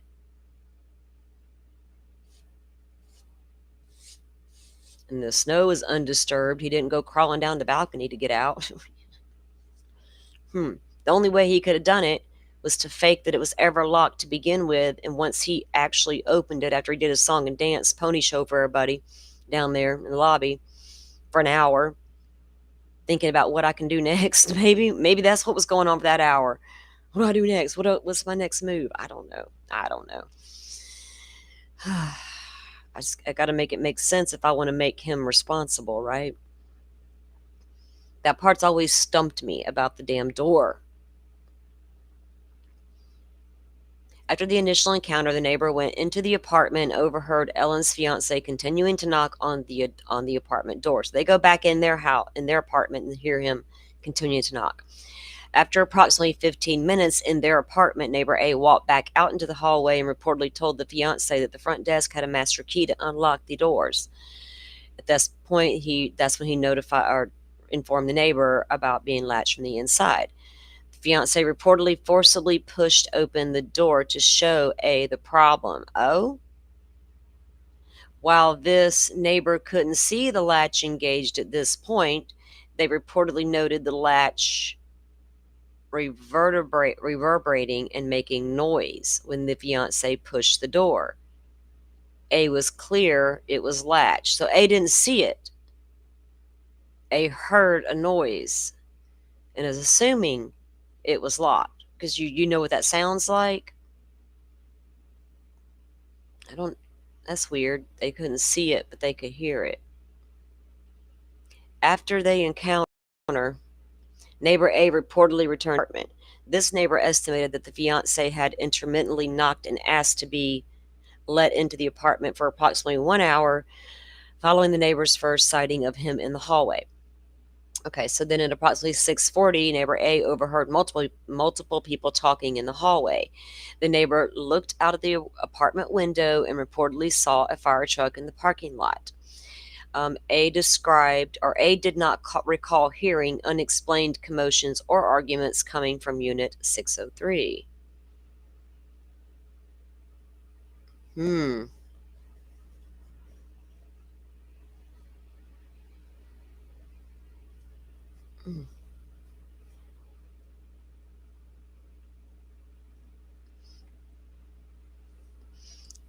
Yeah, and doctors and their damn anxiety diagnoses. Anxiety is incredibly real. I suffer anxiety. Like, I have diagnosed post-traumatic stress syndrome, an anxiety disorder, and I have a thyroid disorder, or I had thyroid disease. I don't even have that darn thing anymore. I had to get rid of it. It was poison to my body. But I'm here to tell you, 20 years later, deep into self-work, those pills ain't the way to go. And it wasn't work that stressed me out or the abusive relationship. It was the death of my child. And the fact that I survived a hurricane 6 months prior that took a house down while I was in it. That was a hard pill to swallow. But if I can do it, anybody can do it. And if you need to lean on me in your time of need, I'm your girl. And I'm not joking. I'm a completely healed person. but I still suffer from anxiety. It's going to be a constant battle my entire life. And I know what helps me and what doesn't. I've learned the tools, I've done the hard work, I've owned my shit, right? I've done the work. Don't think I haven't. It's hard. It's just people, I don't know if they have the proper avenue to get there themselves, like I was able to do, seeking out the proper methods because I knew I needed help in certain areas, or society around you saying, here's your quick fix, and this is all that's going to work, right? There's always somebody willing to listen. So always try to reach out. Always reach out to somebody if you're in need. A lot of you have become good friends here on the social media platform known as the Tubes. Um, I got some real good, I found my tribe. You know what I'm saying? I have found my tribe in you guys, and I appreciate all of you. And all of you share different experiences here in the chat with us all the time. When we're going over these cases and you guys have experienced a similar situation, you share that with us. And that's what our community is all about. So, all you, hugs to all of you guys, Hawkeye. All of you deserve hugs. Hugs for everybody. Now we're done with that mess, and we're going to get back to being. We have empathy here. We do. We don't always show it, but we got it. All right. Police interview of a sixth floor neighbor. This would be neighbor B. Another neighbor, subsequently referred to as B, reportedly exited the elevator onto the sixth floor sometime after 6 p.m. At that time, neighbor B reportedly saw Ellen's fiance in the hallway, pounding on the door and yelling, "Ellen, Ellen, open the door." This neighbor reportedly saw the fiance wearing a blue t-shirt, Nike shorts, and Nike FRE shoes, which neighbor B described as really light shoes. I wouldn't even know what to tell them about that. Just some black Nikes, man. And they're gonna go into descriptive detail. But hey, folks love their darn shoes. Approximately 30 minutes later, while in their apartment, this neighbor reportedly overheard Ellen's fiance in the hallway.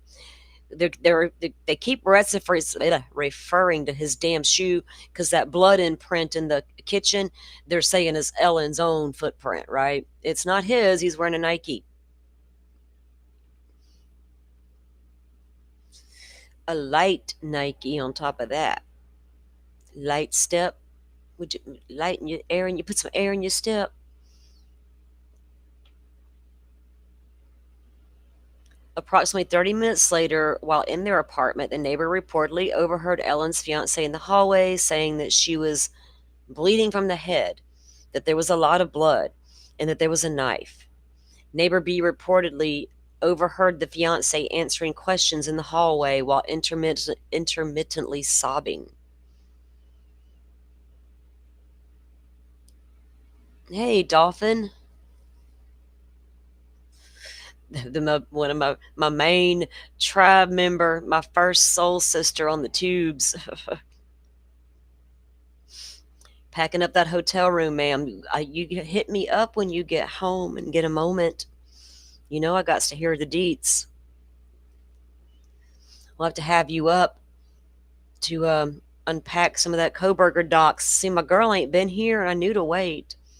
It's just the witness list stuff, Dolphin. I haven't went over it yet, so I'd love to have you up here with me when I do that.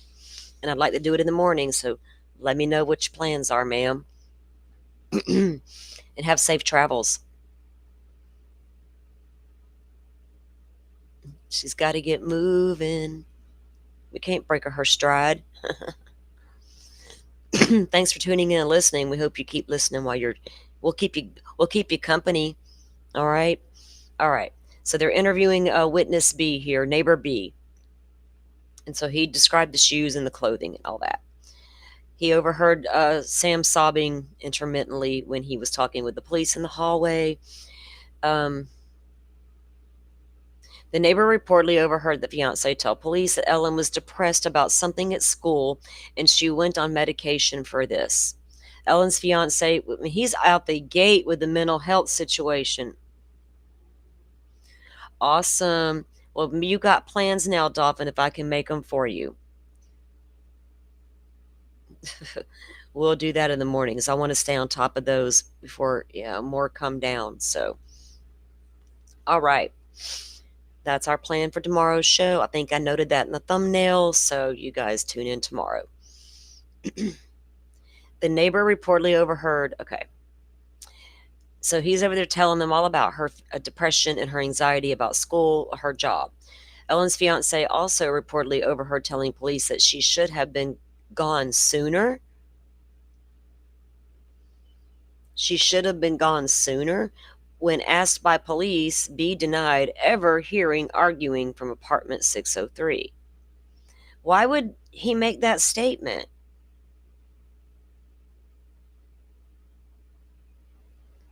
That's crazy.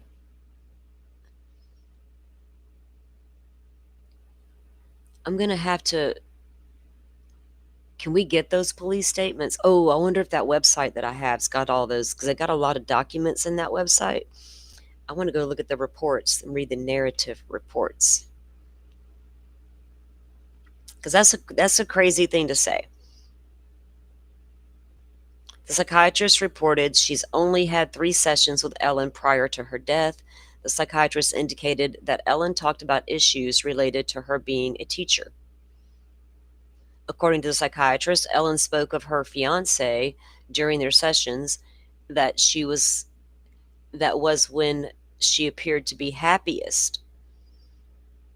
So she appeared to be happiest in her 3 sessions when she spoke about the fiance. But the job was so stressful. How much pressure was on this woman to keep and maintain that darn job? What was so special about it? You're a teacher. You literally can apply a job for anywhere in the country. Certainly all over your state. It's what you went to school for. It's what you decided to be when you grew up. What's the problem here? If it's that challenging, you move on. Unless you're under a ton of pressure to keep it up, baby girl, you can do this. What's wrong with you? Everybody else is doing it. Why can't you? Take your medication. You'll be okay. Wow. Sometimes changing your scenery is the answer. And people don't seem to recognize that.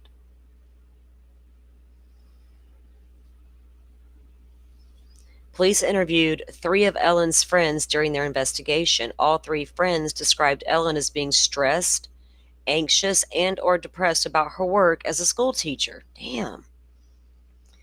The 3 friends offered different time intervals for when Ellen developed these anxiety, stress, varying from the whole year to 3 to 4 months before the incident to back to December 2010. 2 of these friends mentioned Ellen was specifically worried about her students' grades, with the 3rd friend only mentioning Ellen's displeasure over recent unspecified rule changes at Ellen's school. One friend indicated that Ellen's grades were due the week of the incident. How many students did she have to grade papers for? The only stressor identified by these interviewed friends was Ellen's work.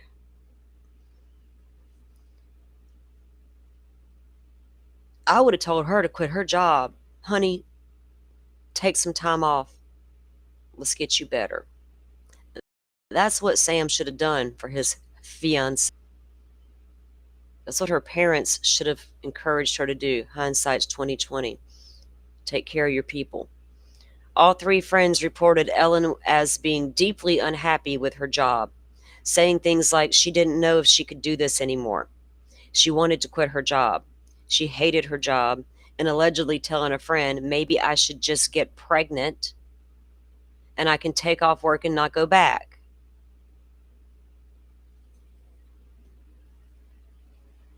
That's concerning to me. I don't get why this damn job was so important. It was all or nothing. It was worth your life. That's weird. That's hard to understand that somebody would take it that far. Really? Maybe the job got real stressful because things at home were so stressful. It impacted every other aspect of life, and it presented itself as just the school stuff because she wasn't being honest with everybody about the real problem. I can see it that way too. Right, Forrest. It would be the very first thing. And you heard him when he got closer to the body to do the CPRs when he seen the knife.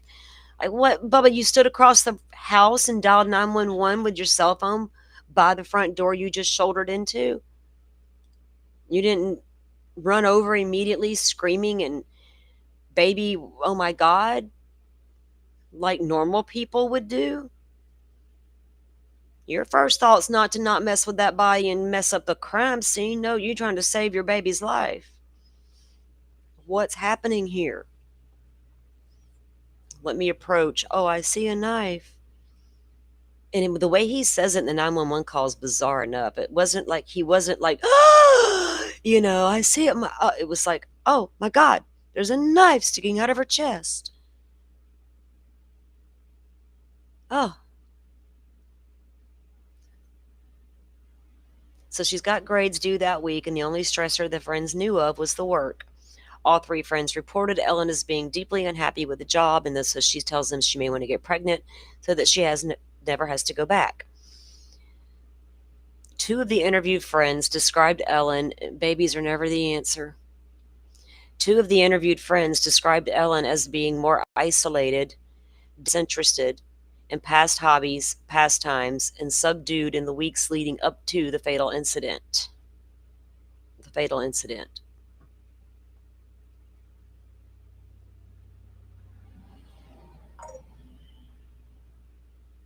Uh-oh, sorry. Had a notification popped up there.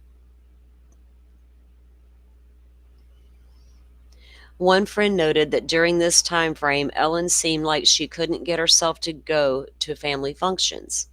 Another friend asked Ellen what the cause of her personality change was, to which Ellen reportedly responded that she was overwhelmed by work and the school's grading system.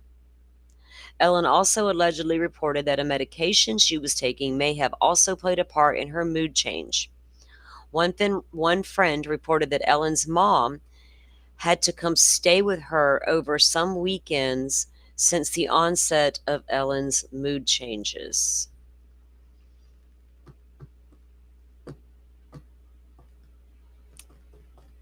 Hmm.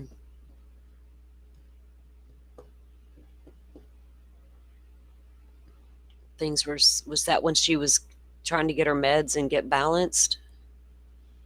Two of the interviewed friends reported that Ellen had started seeing a psychiatrist in January of 2011.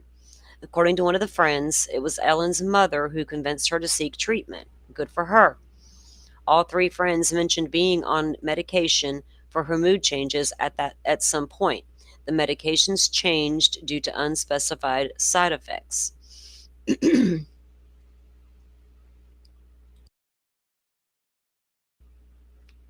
Let me grab a drink real quick, guys.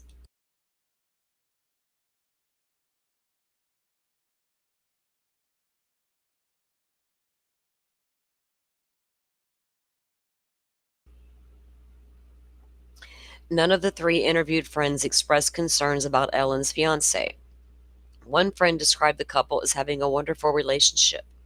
Another friend said Ellen loved her fiance to pieces. The third friend described Ellen's fiance as a great guy. Police interview of medic 2511. A medic who responded to the 911 call regarding Unit 603 reportedly saw Ellen's fiance seated in the sixth floor hallway. The medic described the fiance as wearing a blue t-shirt and gray sweatpants.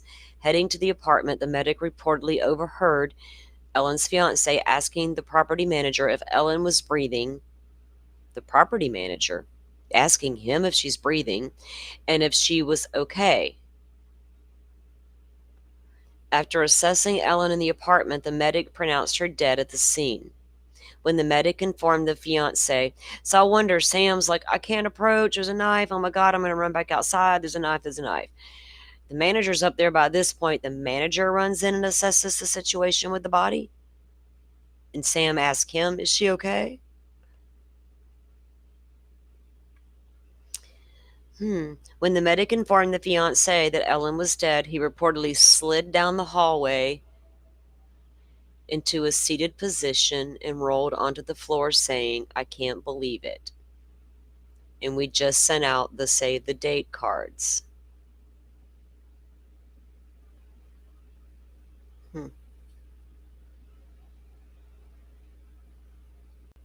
Ellen's fiance elaborated on his prior statement to police given on the night of the incident. He described Ellen as being very stressed out about school the day of her death. Specifically, Ellen worked as a first grade teacher. How bad were your students in the first grade? Lord? Or was it just the grading system? All right, so she taught first grade, and the grades were due. He stated Ellen was trying to work on the day of the incident, but seemed unable to concentrate. He described Ellen as seeming to have lost confidence in her teaching abilities at the beginning of 2010. First graders?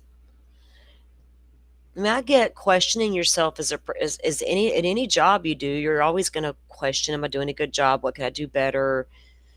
You're always improving. You're networking with the other teachers. Probably, shit. I've got 4 kids. They all went to school. The teachers have a hard job. I'm not going to lie. Oh, but they're first graders. Hmm.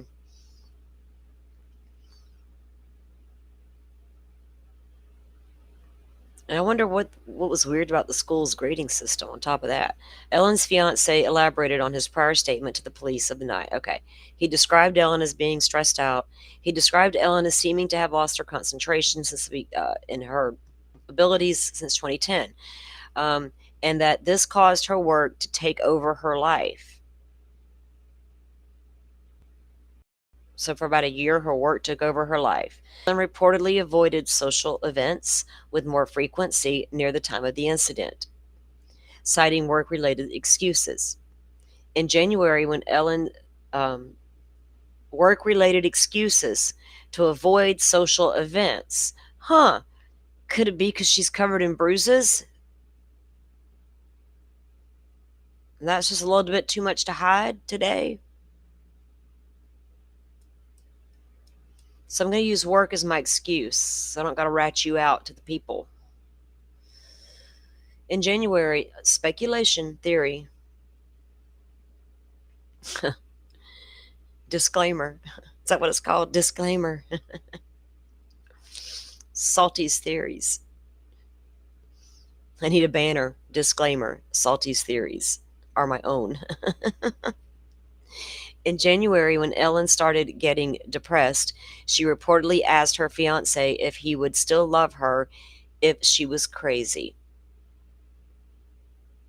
I'm trying to think in my 58 years if I ever asked a man that. I probably did at one point. Would you still love me if I was crazy? Because guess what? All right. He reportedly assured Ellen that it was love. His love was unconditional. Now, this is what a coworker says, or in January, who stated this? He describes her. Okay. Ellen reportedly avoided social events. That's according to him.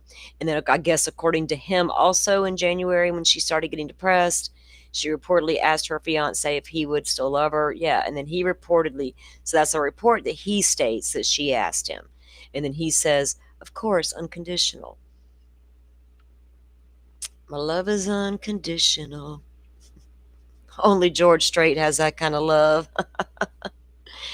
At some point, Ellen also repeatedly told her fiance that she just wanted to feel like her old self again.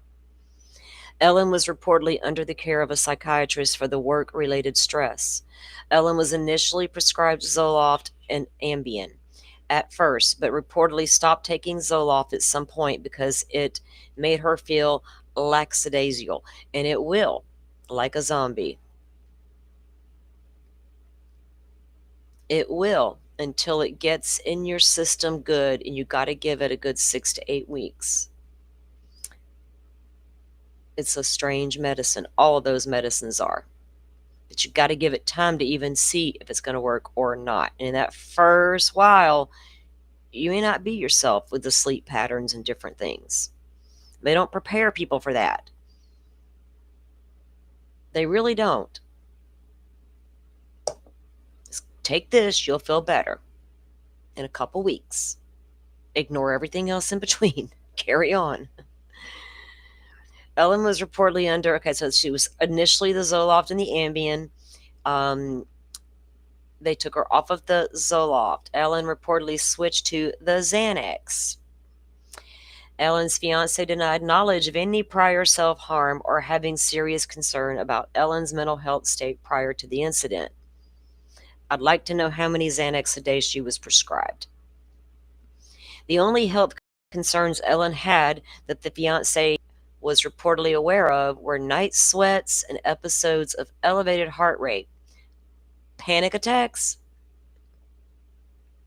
27 years old. I don't think it was what's that shit we get old when I don't what's the word, ladies? It has escaped my mind. The we get when we get older. I don't even know if I ever had it. The hot flashes and stuff come. I don't know why I can't think of it.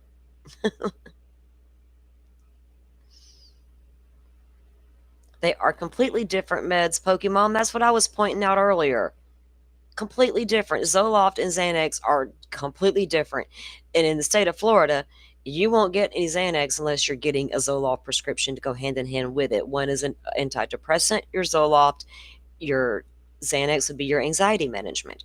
I'm not offering medical advice. I am not a doctor. I'm speaking from experience, right? You guys speak to your own doctors out there. But that's my experience is you take them together. But they didn't have those two to get, they took her off the Zoloft and put her on the Xanax. The Ambien was initially prescribed for sleep, and the Zoloft would be in the morning, and that would be normal. But they were giving her the Klonopin. They added Klonopin at some point for nighttime sleep as well, but it's also anxiety medication. And you usually get one or the other, Xanax or Klonopin, not both together. That's unheard of to me. Ellen's fiance denied any prior knowledge of self-harm or having serious concerns about Ellen's mental state prior to the incident. The only health concerns Ellen had that the fiance was reportedly aware of were night sweats and the elevated heart rate. Fiance explained that he didn't force entry into the apartment sooner on the day of the incident because he thought perhaps Ellen was in the shower, working with headphones on, or napping. I don't know, you got pretty mouthy in your text to her. It wasn't I'm a concerned baby, open the door. Are you mad at me, baby? What can I do? But you better open this door now situation. Kill him with kindness first, dude, and then go there later. Ain't you listening to me? I told you. I asked nicely first. Lord. And those texts are out there. They're in that one website's documents. The only health concerns that he didn't go in sooner because he thought she was doing all the things. Ellen would reportedly only latch the door shut when she went to sleep or when fiance traveled. Like if she showered, home alone the whole time. Well, if he was due to come home, of course you deadbolt and all the things. I guess if he's out of town, certainly latch that extra little protection. I'd even do it at home at night. He may not be able to protect me. I don't know what I got. Well, I'm not going to lay down with a man that I don't feel like can protect me to start with. I can't do that. I can't be more than a man than you are. And no. Mm-mm. Lord. Ellen didn't normally latch the door like that. Okay. But on this day, she did. The fiance reported speaking, even though he was just going to the gym, the fiance reported speaking to a neighbor in the hallway while he was trying to enter the apartment on the night of the incident. The neighbor reportedly suggested that the fiance go to the front desk to get a spare key. Fiance reportedly responded, blah, blah, blah. We've read all of that. He didn't notice the knife until he was prompted to go do CPR. All right. Ellen's fiance forced entry and called 911. The 911 operator advised him to stop attempting aid at that point once he discovered the knife. Okay. The couple reportedly got engaged on June 20th of 2010, and their wedding was planned to take place August 23rd of 2011. Ellen's fiance denied any prior domestic issue with Ellen requiring police or parental involvement. Well, she's not here to defend herself and give her side of any story. Well, at the police department on this date, Ellen's fiance volunteered a DNA sample for police to use as comparison to DNA evidence from the incident. I would expect his DNA to be all over that apartment to begin with. But what's on her body? It's on the knife. We know they can they can get some DNA off a knife sheath snap. Only DNA recovered from that steak knife was Ellen's.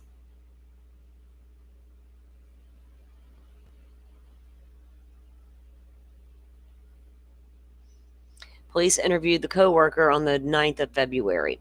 Police interviewed 4 of the co-workers during the investigation. All 4 of the co-workers independently commented on Ellen's stress in the lead up to the fatal incident. I feel like I've read this already. Like some of it is so repetitive here. Okay. 2 of the co-workers explained Ellen's school had changed its grading system, and this made Ellen worry about giving students correct grades. Okay, did they not train them on the new system? One co-worker further explained that Ellen said she had given some students inflated grades in the hopes of motivating them during the first marking period of the school year. With the new guidelines on grades, she reportedly worried that she would have given the students lower grades in the second marking period. Ellen reportedly told one coworker at some point that she had told her fiance that she wanted to quit her job, and the fiance reportedly responded that she couldn't or that she shouldn't quit, but rather work through her issues. One coworker reported seeing Ellen in school parking lot on the day of the incident after school had been dismissed early for a snowstorm. Okay, I wondered about that because I didn't know that for detail for sure. Was it like was she home that day all day? What was the deal? So it was school that day, but they had a snowstorm coming, so they got an early dismissal. So this coworker sees her in the parking lot. At this time, the coworker reported Ellen was, again, stressed about the grades. Damn. According to these 2 co-workers, at least 2 different teachers at the school had advised her to seek help for her stress. Ellen reportedly told one co-worker that Ellen's own parents had advised her to seek help for her stress. The interviewed co-workers reported Ellen was being treated. Okay, we know that, but for her stress. She's being treated for her stress. She reportedly told one of the co-workers that she wasn't sleeping and that the medications that she originally prescribed weren't helping. She reportedly went on to say that changes to her medications were helping. One of the co-workers reported it was hard to console Ellen when she was stressed, and that she seemed very guarded when topics of counseling and medications were broached.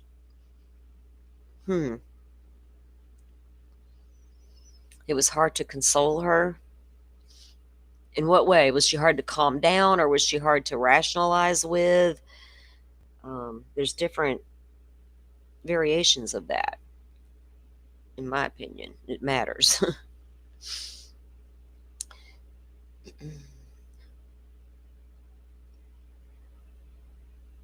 Okay. They described Ellen as being excited about their engagement, her and Sam's engagement, and the upcoming marriage. One coworker said that Ellen always spoke highly of her fiance. Another coworker reported that Ellen had allegedly told the other coworker not interviewed. They weren't interviewed, but hearsay. Another coworker told me she told them. That's what that was. That's what that just was. That he was her knight in shining armor. But yet the person who made that statement was not interviewed. Okay. A summary of reviewed text and phone calls. Oh, goodness. Call logs for Ellen's cell phone from January 26 and all text messages between 8:25 of 2010 and 1:26 of 2011 were reviewed by the undersigned. The ME's over here checking out all their text messages, like the cops do. Numbers are either identified as being saved in the phone's contact list or not saved. Numbers saved in the phone by people's names have been de-identified in this report. Numbers say de-identified, redacted. Numbers saved in the phone by non-specific labels are listed by saved label. Well, at least I got it all together. Okay. The call log from January 26 summarized as follows. Outgoing 109, a call made to a coworker at 14:49. At 2:32, a call made to a not saved in the contacts that was 30 seconds long. It doesn't say this is her phone, I assume. Internet search links the number to an area restaurant. Upcoming reservation at the same restaurant mentioned in a text exchange between Ellen and a friend on the 25th. Incoming calls on the 26th, none listed. Missed calls 524. Call from family friend per the contacts at 524. 6 calls from fiance from 524 to 5:42 p.m. This would be Ellen's phone. 5:42, a call from an individual in the saved contacts.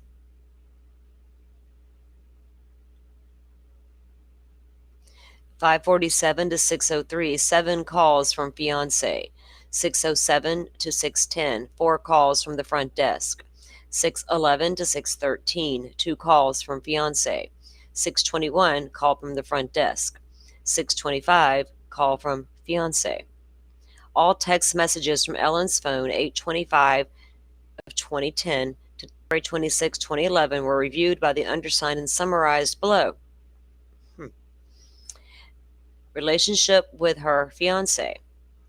Summarized after reading all of this woman's text messages since 2010. Ellen appeared to be in a loving relationship with her fiance based on text messages from her phone. A recurring theme from the text messages was that Ellen was often separated from her fiance due to the nature of his work.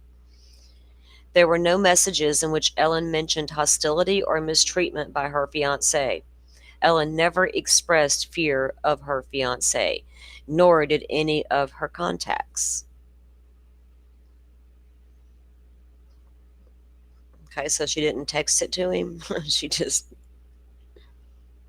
Mental health and state. There were references in the text message history dating back to September 23rd of 2010 of Ellen being anxious or stressed out for unspecified reasons. Related to this anxiety was insomnia, which was severe enough to become a topic of conversation with several of Ellen's family members and friends in her text messages. No mentions of injuries, physical handicaps, or medical conditions aside from psychiatric issues were identified in Ellen's messages. Work. Based on the text message history, Ellen appeared to be stressed by her work as a teacher with mentions of this as early as October 7th of 2010. Multiple times in the messages, Ellen indicated a desire to quit her job. There were multiple references in the text messages regarding her anxiety about grades that were due to be submitted to school administrators on the night of her death. Other potential stressors. Based on the text history, Ellen was planning her upcoming wedding. In addition to her regular work at school, she had been attending a class or continuing education course in the evenings. She teaches by day, has a class in the evenings, and planning a wedding. and she's all stressed out. The start and end dates for the course could not be identified in the messages. Messages on the 26th. The following is the last exchange of messages from Ellen's phone. On the 26th at 1:51, a text exchange with a person named in the contacts. 1:51, person says, "So sick, it's been miserable."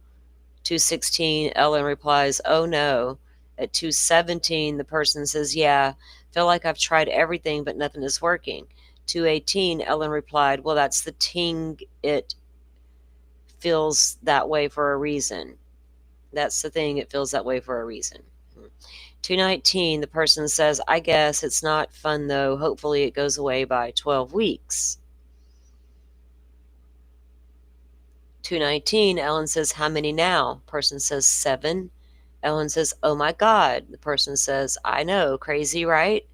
Ellen says, "If I wasn't," or the person says, "If I wasn't so sick, I wouldn't be it. I wouldn't believe it." Ellen says, "Bah ha ha, I love it. When do you go to the doctor?" "I'm taking it. This woman's pregnant and she's having morning sickness."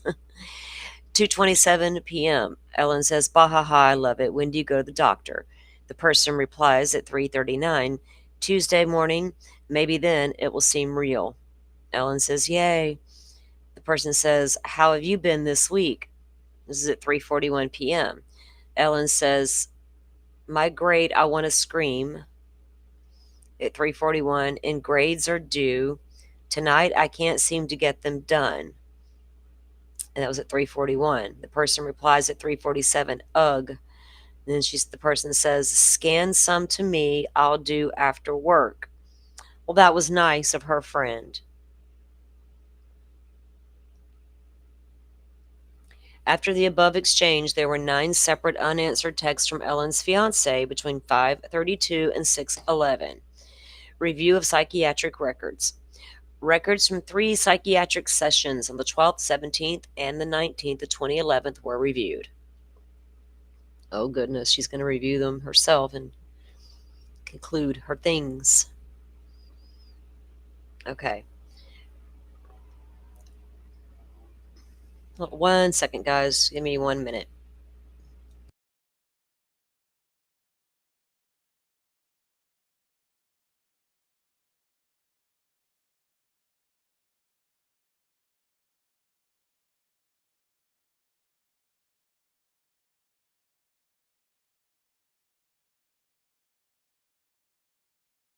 Okay.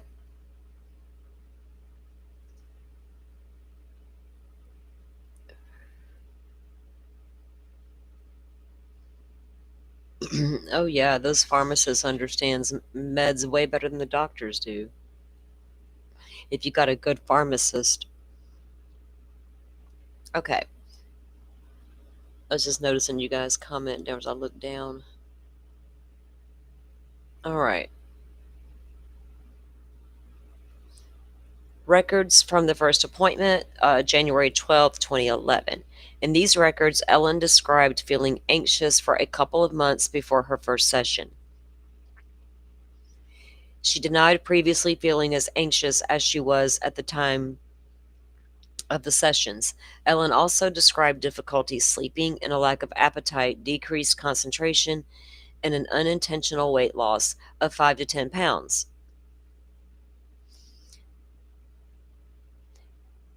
I wonder,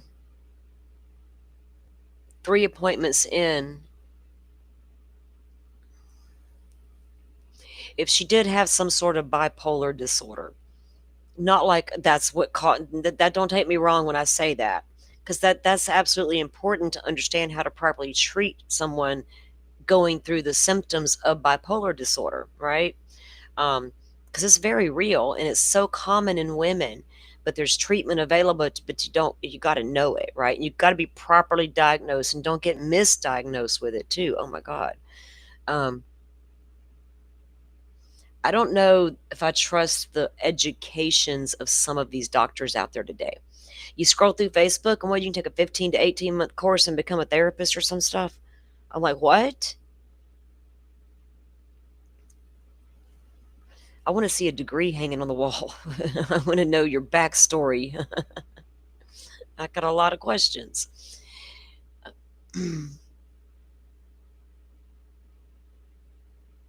All right, so she's feeling, the decreased appetite, the usual culprits is why I wondered that. Additionally, there were mentions in the records of possibly compulsive cleaning. I can be accused of that, but it's not compulsive anymore. I learned a long time ago that, well, I can't say that. I learned to sit down at night and know that one little thing amiss wasn't going to end the world, right? Now it's so much easier to keep things clean because I don't got a bunch of little ones running around. Man, you'll stress yourself out when they're little trying to keep all that done if you have OCD and like it clean. These records indicated that Ellen was taking Zoloft and that her dosage was increased. And you know what? Every time a woman is a clean freak, they call you a compulsive disorder person. Why is it not okay just to be a clean freak and I like a clean surrounding? Why is that so hard to understand? I have to have a condition because I like it clean. Did y'all know my grannies and my mama? My granny, one of them would meet you at the bedroom door at 7 a.m. on a Saturday morning, and when you opened it, because she was knocking, there's Pine Sol in one hand, the cleaning rag in the other, and you're like, what the hell, Granny? Get up. We got to clean this house. We can't do it Sunday. It's the Lord's Day, and we don't work. Y'all made a mess all week. Time to clean it up. Damn, my granny wasn't wrong, was she? I'm gonna start doing it to my grandbaby on Saturday mornings. Nah, I'll wait till he wakes up, and then I'll be like, guess what, baby? I had him sweep something up in the floor last night. It was so comical. I watched him drop a cracker and then break it up with his toe. I'm like, just stand there watching him. I'm like, he looks up and he sees me. I'm like, go get the broom and the dustpan. And he looks at me like he's stunned. And he goes and gets it. And I watch him. I'm like, you have not a clue what you're doing, baby. Let me show you. And I went to do it. And he was baffled at what I had just done with that broom. And I could just see the wheels turning in his. I was like, you want to try it now? And I tell that story to tell y'all this. I managed a restaurant for years. I asked a kid to go sweep the dining room one day. Bless his little heart, 16 years old. He looked me dead in my face and he says, I don't know how to sweep. Y'all teach them how to sweep, even them boys, because they will get a job one day and be asked to sweep the floor. I don't know how to sweep the floor. I didn't even know what to say, y'all. I had to show him, of course, because I wasn't going to do it. Damn, I was the boss. Okay, back to the records. I'm sorry, I got sidetracked. Ellen also described difficulty sleeping and all the things. The records indicated that she was first taking Zoloft and that her dosage was increased at her first appointment. When did she receive the first prescription? If the dosage increased at the first appointment. During intake, you don't usually get meds till you see the doctor. There were references in the records to Ellen feeling overwhelmed by work. Ellen described herself as a hard worker and a perfectionist who felt she was in an impossible situation with constant work and persistent feelings of criticism. Ellen indicated to her psychiatrist that she wanted to quit her job. Ellen indicated she was frustrated because she thought she would be happy with her life, but she wasn't. Now, I have read, and it's in an article, and I think it's her parents, that Ellen had reached out or told her mother she wanted to go back home and move back in with her parents. Then she reached out to a cousin who lived in Philly and said, can I come live there? And the cousin said, would Sam be joining you? And Ellen never responded back.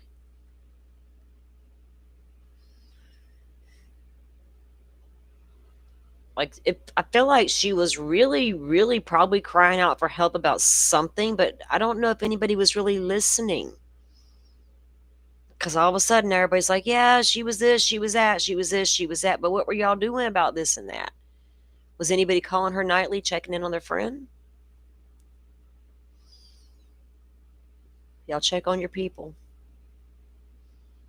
I haven't heard from one of my girls in a few days, and I know they're not away on a trip or something. I'm reaching out. Like, hey, you, where you been?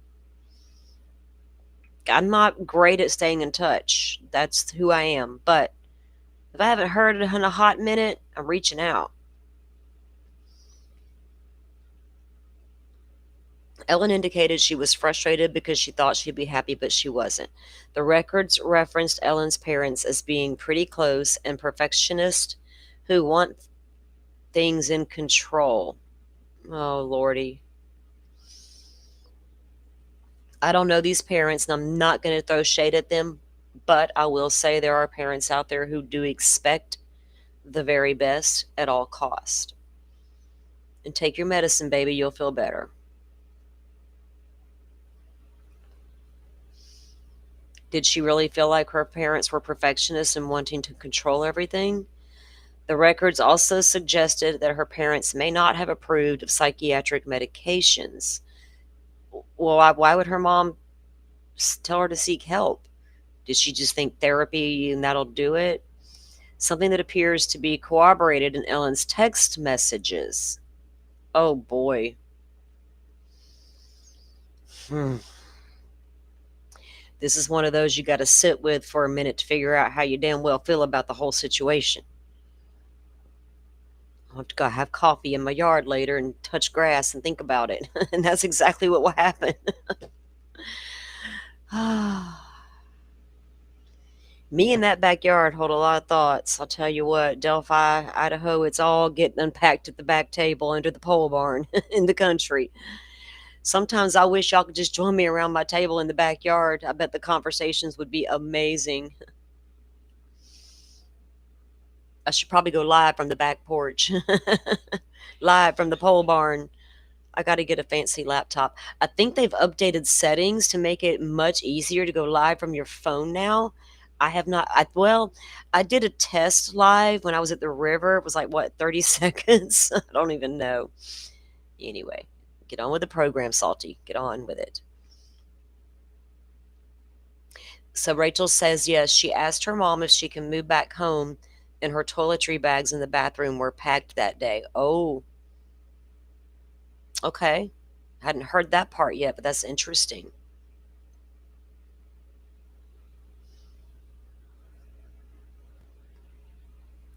Okay, records from the second appointment, um, January 17th. At her second appointment, Ellen reported not taking her prescribed medications for sleep because she wanted to keep working instead. The records again referenced Ellen's desire to quit her job as a school teacher, going as far as outline her contractual obligations if she were to resign.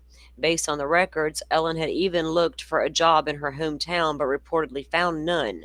The records described a previous experience involving work related stress in which she changed her college degree because she felt unable to do the work required in her original degree. What was her original degree going to be, and how much pressure from the family was at? She went to Penn State. Hmm.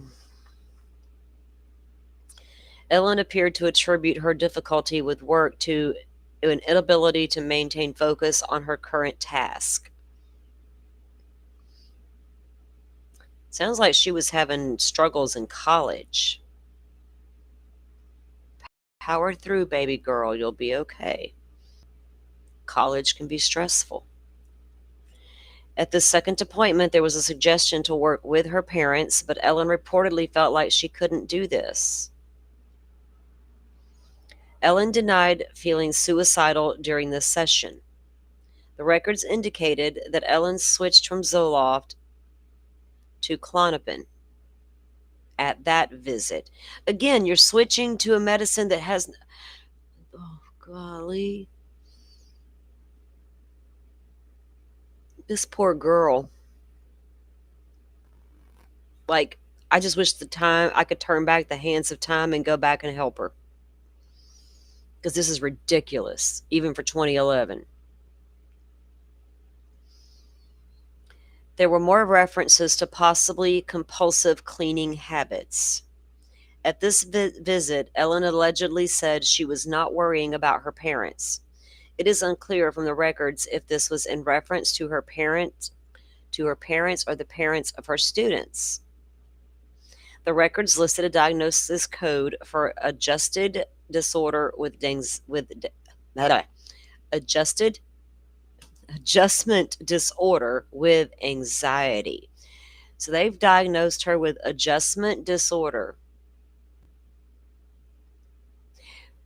Change can be difficult for some people, and settling into that new can be a little challenging at times. Yeah, I can't stand change sometimes. I quite enjoy my little routine. That clock and calendar, get out of my face.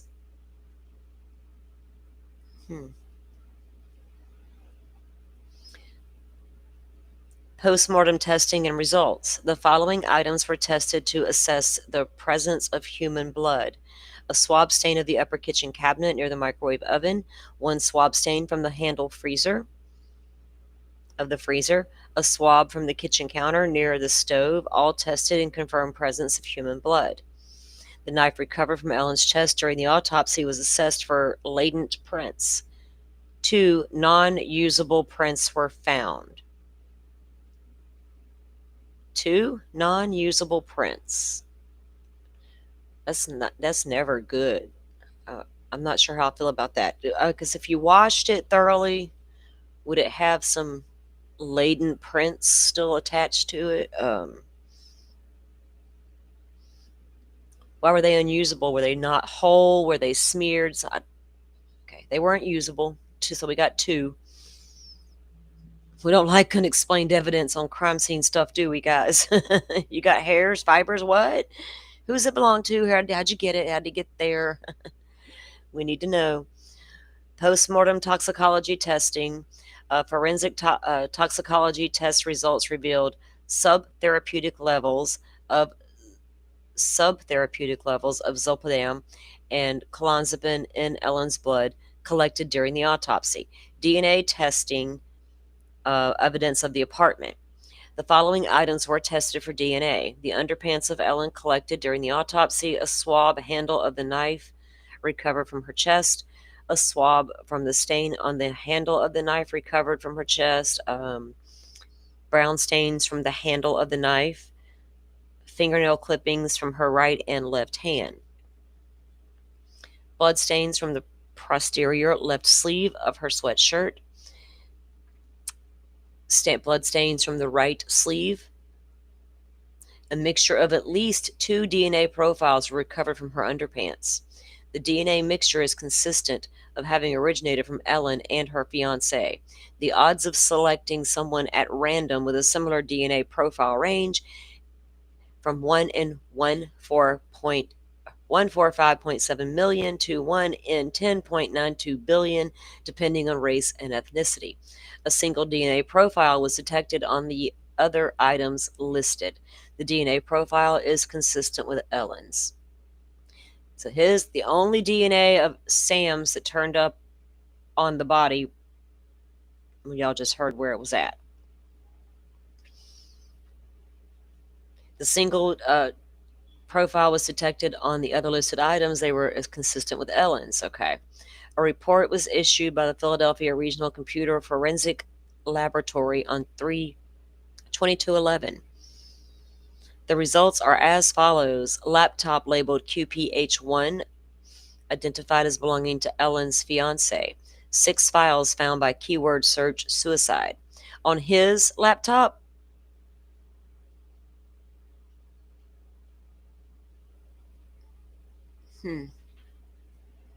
my dog's in there making noise. I don't know what she's doing. 6 files found with this keyword search for the word there. 1 file related to a chess application. 1 file from boingboing.html. No title or access date listed. 4 documents saved as last names in folders labeled PGA and LPGA. Now, he was some kind of sports guy. What did he do for a living? I can't remember. Heck, I don't even remember. Something to do with sports, I think. Laptop labeled QPH2 identified by serial number belonging to Ellen. 7 files found by the keyword search depressed. 7 HTML files without discriminable identifiers listed. 6 files found by the search of suicide. 1 file by the keyword of methods for that term. Laptop labeled, this one belonging to Ellen. 0 files found with the searches for those same terms.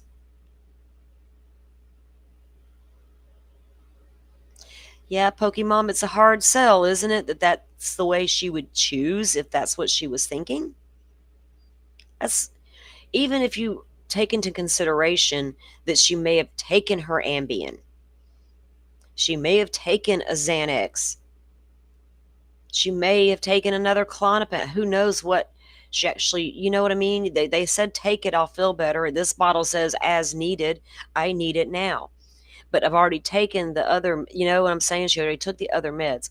What kind of state of mind could it get somebody in who's not even used to those medications? My God, I couldn't imagine somebody who's not used to those meds suddenly being given those meds.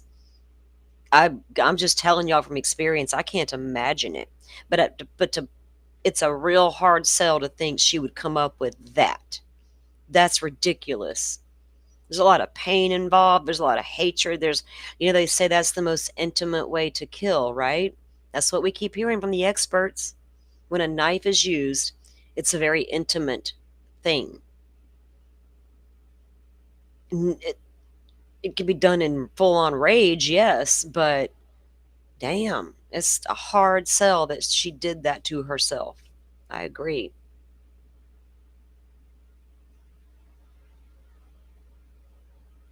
I agree, critical minds. Hey, I'm not saying this woman took her life, y'all, but I can fairly evaluate what I'm seeing.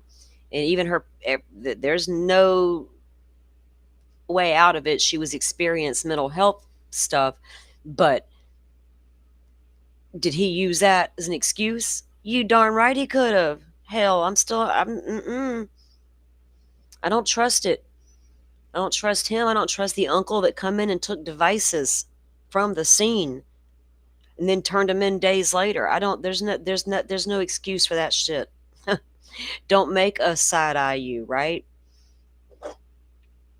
I can feel like she suffered from mental health issues, and I can feel like she was not being treated accordingly and maybe not looked after the way she should have been, but that don't mean I think she did that to herself in that kitchen. Let's just make that very clear right now. But y'all gonna see me unpack it in real time, and you'll hear my crazy thoughts. I try to keep most of them to myself, but they just pop out sometimes.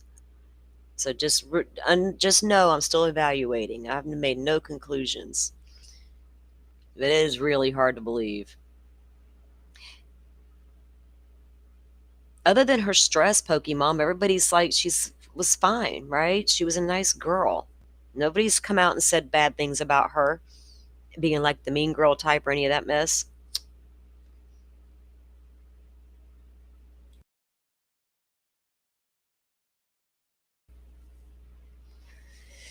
And it makes no sense for Sam not to notice a knife protruding from her chest the minute he burst in that door, shouldered in the way he did, and didn't run completely over to her. Something's not adding up.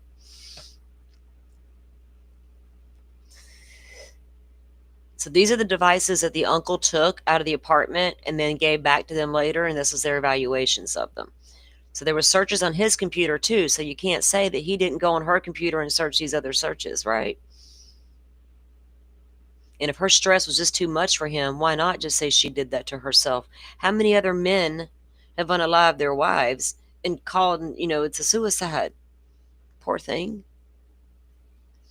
I tried to help her. Due to the highly technical and specialized terminology, if anything, I'm coming at people who provide health care in America, mental health care in America. Y'all suck. Damn it, man. I'm going to get in trouble today over this show. I feel it in my bones. Y'all drop my funding links. I might need to bail out later. Oh, goodness, that's a joke. Due to the highly technical and specialized terminology used in this report, the undersigned is unable to comment further on the findings. Excuse me? Due to the highly technical and specialized terminology used in this report, the undersigned is unable to comment further. Do y'all even understand what that means? Like, is she afraid we won't understand because it's too, well, she's Salty's going to be reading it, so it's specialized terminology and it's highly technical. Damn it. Sorry. Okay, that's weird to put in there, but all right. I need to one of those who what kind of is there some kind of expert out there that analyzes documents what they merely mean? Why that's in there? Y'all seem to be so popular these days. Give me some more junk science. The following items were tested for DNA: blood stain from the bathroom floor on 8/11. Is that the one that they found in the bathroom the parents saw? Because there wasn't any blood in the apartment bathroom, right?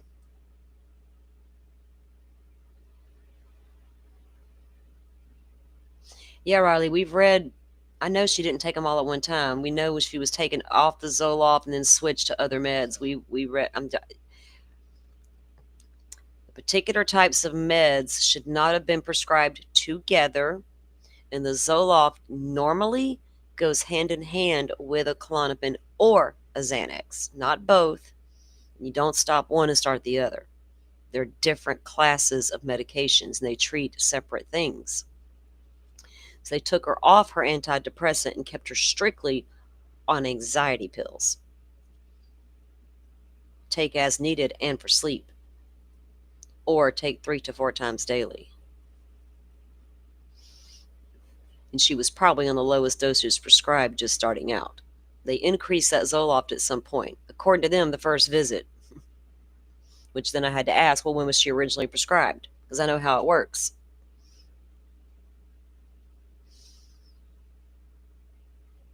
I'm telling y'all, if she's taking Xanax and Klonopin together, you got a problem. It doesn't mean she did that to herself in the kitchen, don't get me wrong, but I promise you there's a problem. It can get real sideways. And if you have never taken those medicines, you really can't speak on it.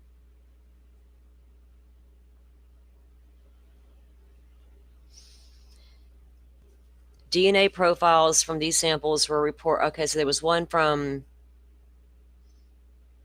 the bathroom door and the toilet paper holder as well. DNA from those profile samples were reportedly originated as one unidentified male. Really? How come you got an unidentified male blood stain in the bathroom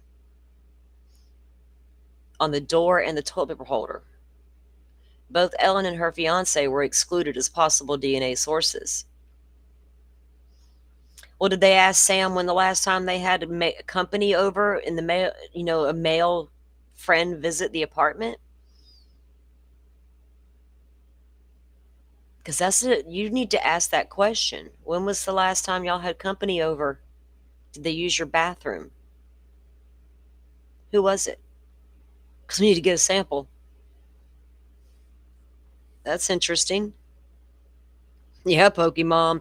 She needed the real medicine.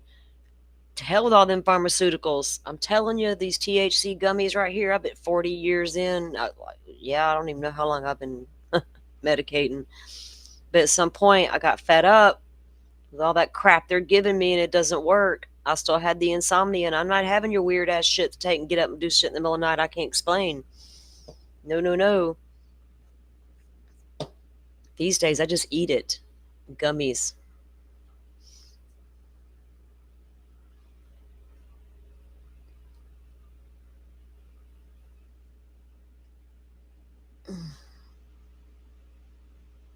All right, so it's Ashamed that more mental health facilities don't use it as a go-to medication option. It's perfectly fine to make your state legal for medicinal purposes. Why can't we prescribe it at the mental health doctor? You go to the medical marijuana doctor, you can get it for your anxiety. I can get it all day long in Florida for anxiety and PTSD. All day long, every day.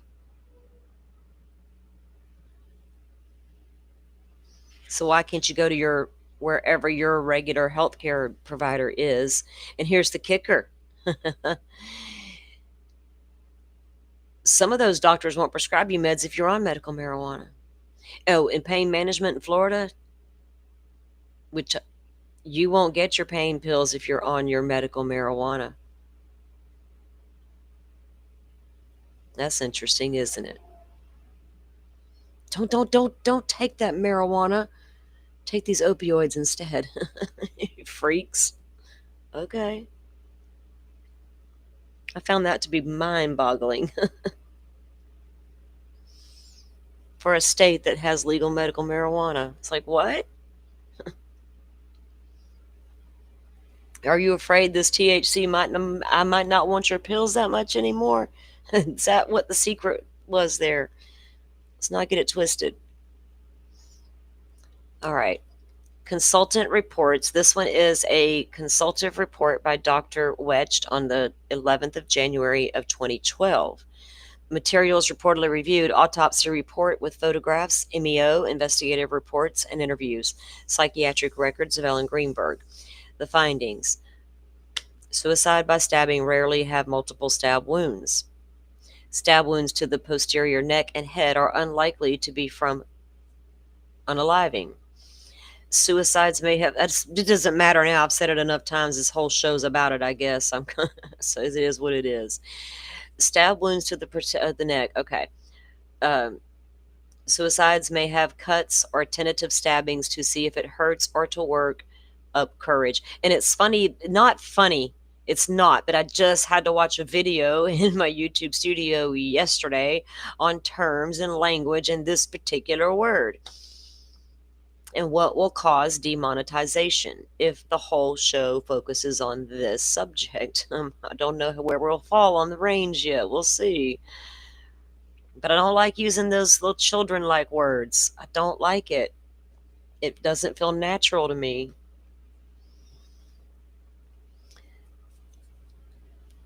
And they confirm they do not have a list of words we're not allowed to use. Been confirmed by YouTube. I tried to tell folks that a long time ago. They didn't want to listen. I hope they watched the video. Suicides usually only have one significant wound, most likely to the chest. A victim will frequently leave a note. There was none. No prior indication of ideation to family, friends, or coworkers and psychiatrists. Victims rarely stab themselves through their clothing. Final conclusion from the report: based on a reasonable degree of medical certainty, the manner of death in Ellen Greenberg is strongly suspicious of homicide. Letter from Dr. Wayne Ross to Thomas P. Brennan on 10/8 of 2016. Materials reportedly reviewed, not specified. Support for final conclusion, none offered. None offered. Final conclusion from the letter: it is my opinion, to a reasonable degree of medical certainty, that the manner of death is homicide. That's a letter dated in 2016. Okay. Dr. Wayne Ross, January 10th of 2017. Materials reportedly reviewed: retained tissue from the autopsy scene, photographs, autopsy report, and the photographs, and the findings and opinions from the letter. A stab wound penetrated the skull cavity, cranial nerves, and brain. This injury would have caused severe pain, cranial nerve dysfunction, and any number of findings of brain injury. There are fingernail marks on the front of the neck. Fingernail marks. There are multiple bruises under the neck and the strap muscles over the right side of the neck. The findings of the neck are evidence of strangulation and are compatible with manual strangulation. Now, remember, we were reading earlier about no damage to the bones in there or the thyroid area, but that's very contradictory, right? It's like who do you believe? What ME and how many folks are doing reports? A whole team of people with different conclusions. Mm-mm-mm. So she's got fingernail markings, and then they say strangulation. Bruises on the body in varying stages of healing are consistent with repeated beating. Final conclusion from the expert report, or from the report. The scene findings were indicative of a homicide. A consultative report by Detective Scott Illman on April 14th of 2017. Their findings, blood stains on Ellen's face are consistent with the position of her body when when she was moved. Blood stains on the front of Ellen's clothes are consistent with Ellen being seated with her head tipped forward when the stains were made. Because there's discrepancy about the way the blood flowed down her body. The blood staining on the floor at the scene was minimal compared to the blood staining on her clothes. There was a pattern. There was a pattern blood stain near Ellen's right hand, which may be consistent with a shoe print or something else. So here they say shoe print or something else, but the new findings clearly said it was her own shoe print. If Ellen's boot had made a print in the blood, there would be other similar pattern prints on the floor corresponding to her footsteps. Okay, yeah. Final conclusion from the report, Ellen was not in the position in which she was found when the injuries occurred. And this is a report by Ms. Elaine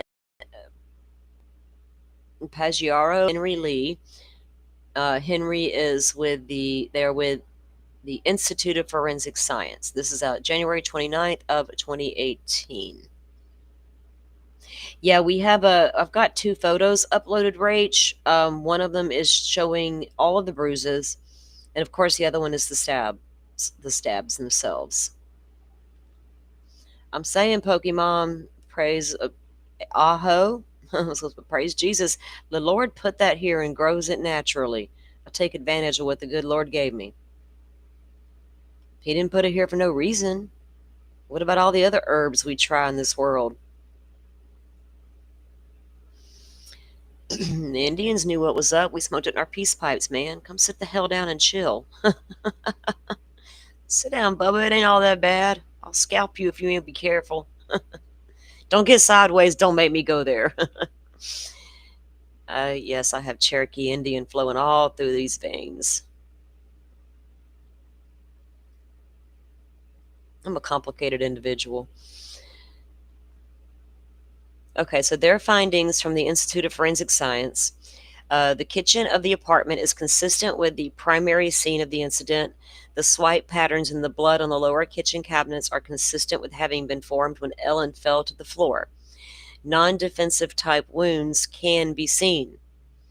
Bloodstains on Ellen and in the kitchen are consistent with her having been upright and in the kitchen when she received some of her injuries.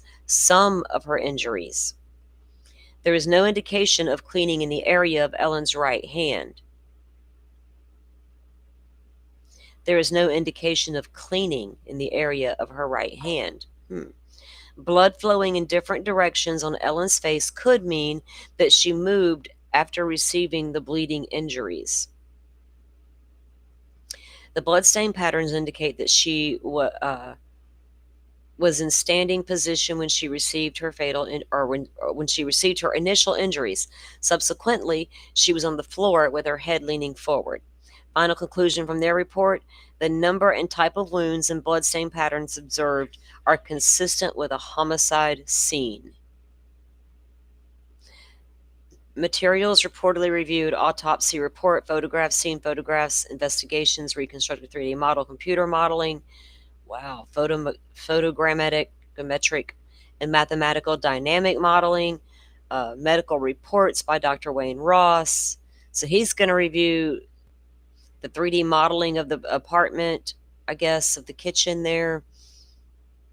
Okay, stab wounds of the posterior head and neck are not consistent with self-infliction. Self-infliction of multiple posterior head and neck wounds. There's a lot of people, it feels like, saying this did not happen the way y'all say it happened. Why do you keep saying it happened this way? But they just double down on it.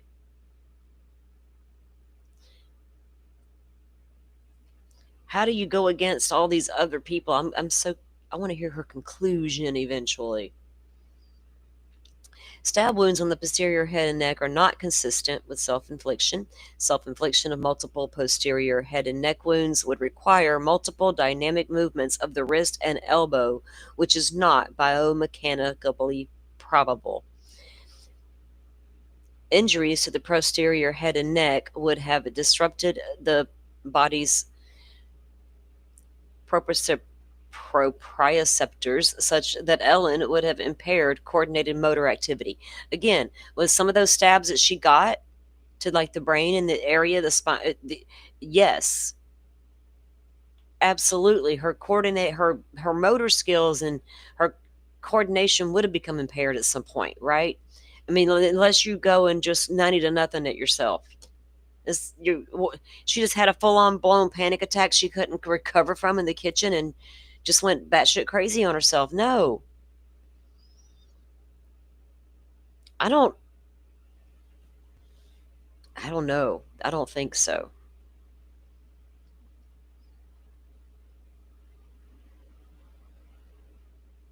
First one would have hurt and probably snapped her out of it. I'm just trying to make it make sense. Injuries to the head and neck would have disrupted the body's receptors anyway, her coordinated motor activity. Injuries to the chest and abdomen would result in impaired function and therefore not consistent with self-infliction. Contusions of the extremities in various stages of healing are consistent with the assailant-oriented trauma, not self-infliction. Again, Sam, was he using her mental health against her?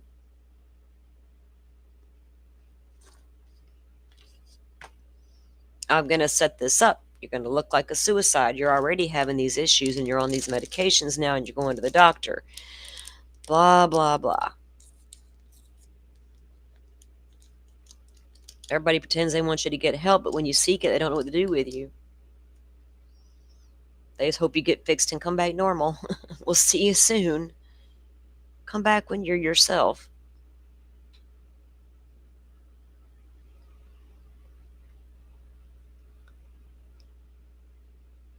Contusions of the extremities in various stages of healing are consistent with assailant-oriented trauma, not self-infliction. Final conclusion from the report: Ms. Greenberg's manner of death is not biomechanically consistent with suicide.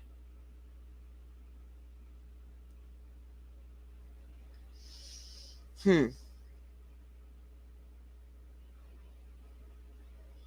got calming rain right now? I just looked down and saw calming rain, and I'm like, nice. Don't make me want to nap.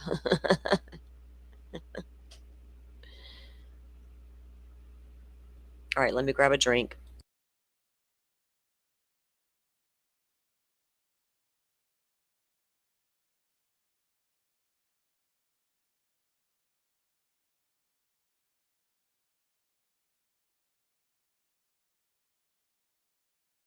Mm.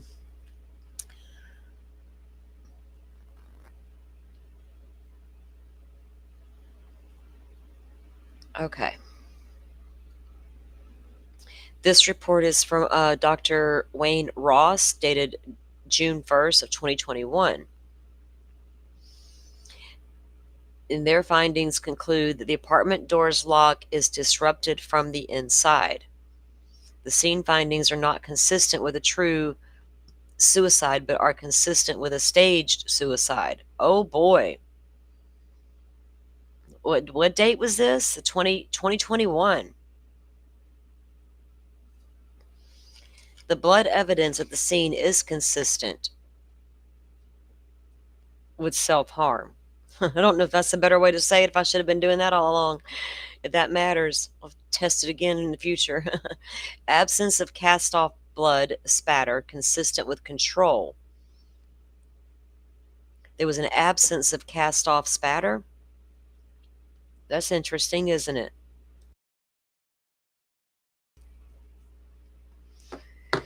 We need to get Joe Scott over here and talk to us guys. Well, y'all help. Let's start a social media campaign.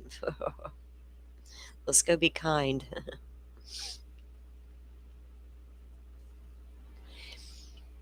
Injuries of the brain, cranial nerves, intracranial blood vessels, and spinal cord will cause extreme pain, which is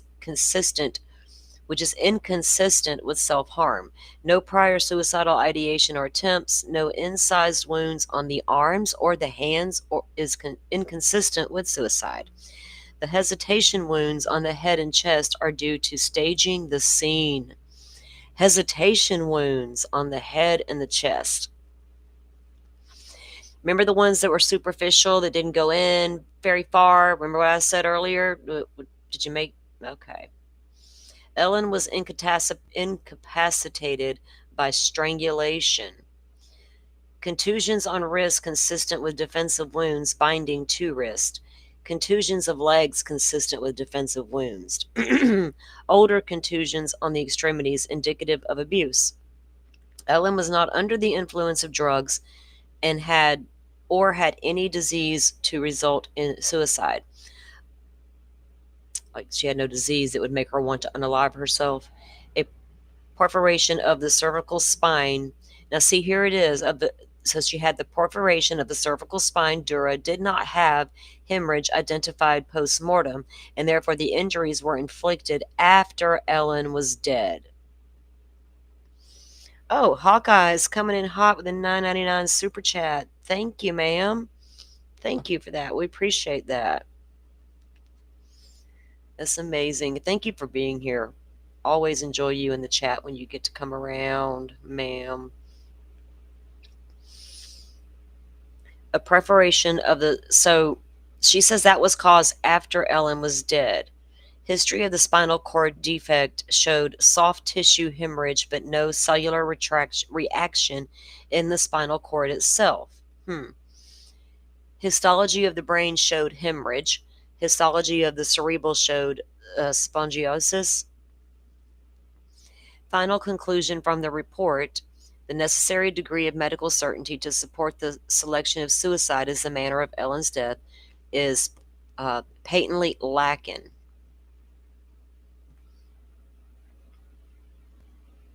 Materials reportedly, this is Dr. Jonathan Arden, 724. So this is more recent, last year. And he reviews, it looks like he's reviewing other people's reports. Findings and opinions report the toxicology report of the death investigation, autopsy photographs, scene photographs, death certificate, amended certificate, consultative reports from Dr. Ross, Wetch, Lee, and Woodhouse, depositions of Dr. Osborne, Gillion, Emery, and a declaration from the Pennsylvania Office of the Attorney General. Damn. Findings and opinions from the report. The OAG reportedly analyzed Ellen's laptop and found evidence that she had searched the internet for topics relating to self-harm. Autopsy findings must be interpreted in the context of the investigation and circumstances of the death to reach accurate conclusions. There was no injury to the spinal cord that would have prevented Ellen from inflicting injuries herself. So that's her conclusion, which is very different from the other conclusions, or this conclusion here. Since all injuries had associated soft tissue hemorrhage, they were inflicted while Ellen was alive. Ellen had no defensive wounds on her body. Ellen could have reached all the areas on her body that were injured.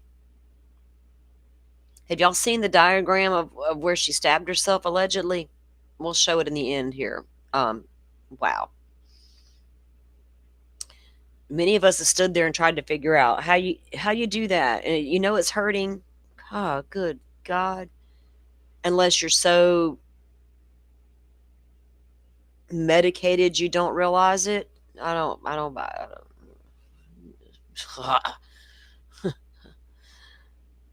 I got some oceanfront property somewhere for sale, don't I?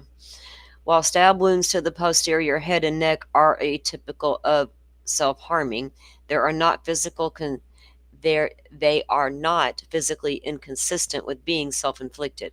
Final conclusion, manner of death is suicide. And again on the 24th, now we have Dr. Ross. It would be biomechanically impossible for Ellen to inflict these injuries. My God. Up above, y'all just said she could. Now this one says she couldn't. Reportedly, the FBI analyzed Ellen's laptop and found no material related to suicide. Really? That's weird.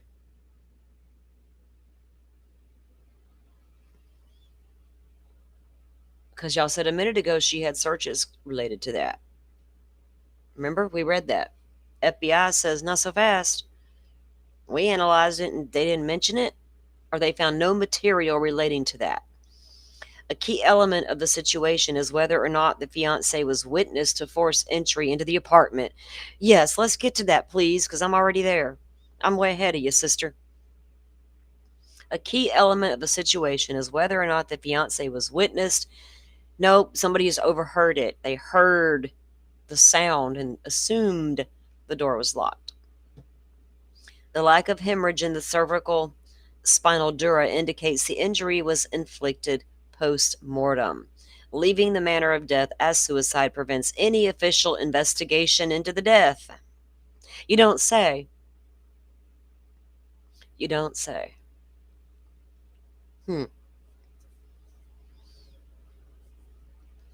There was originally swelling in the cervical spinal cord, but swelling dissipated after the autopsy. Does that happen? I've never thought about swelling in a deceased person. Jesus, now I got questions for Joe Scott again. We should add that. We should have a running list. Sir, could you come explain some things to us? Because I didn't go to school for all that. Oh, God. Final conclusion. Okay. This report, Dr. Jonathan Arden, 1024, 1010 of 24. Wounds to the posterior head and neck could be self-inflicted. People are known to self-inflict painful injuries without the pain incapacitating them from further action.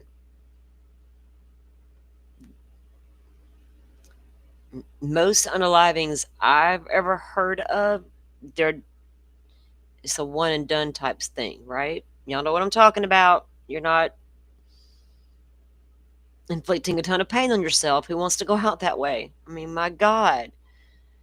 It is well known that people who die by self-infliction may not leave notes or outwardly manifest signs concerning ideation. Analysis of Ellen's computer reportedly found internet searches for methods of committing suicide, quick death, and depression. That conflicts with the FBI said. Autopsy photographs show hemorrhage in the soft tissue and the epidural space of the cervical spine.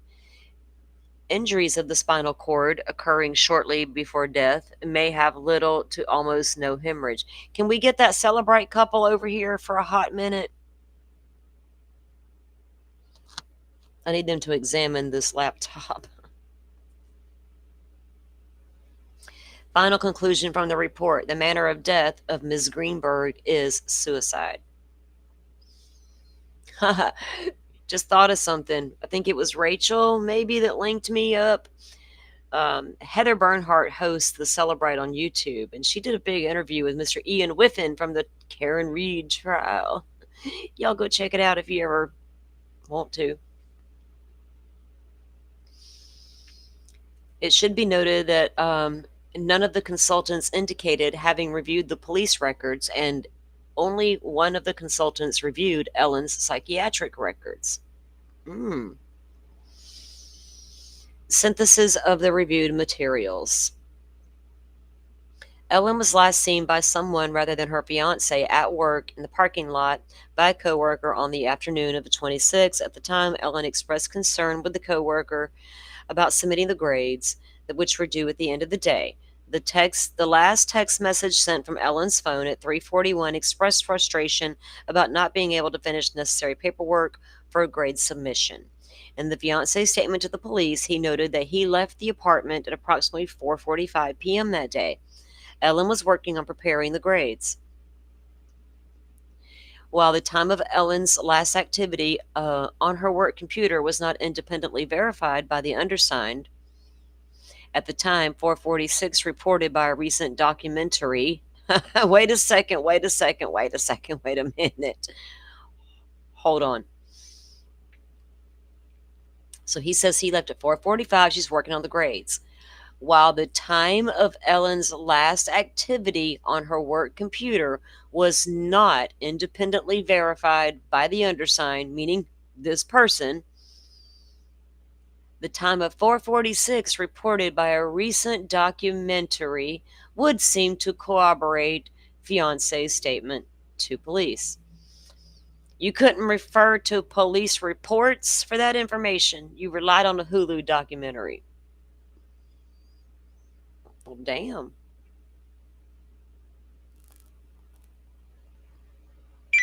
Oh, sorry, my kid's calling me. Hold on.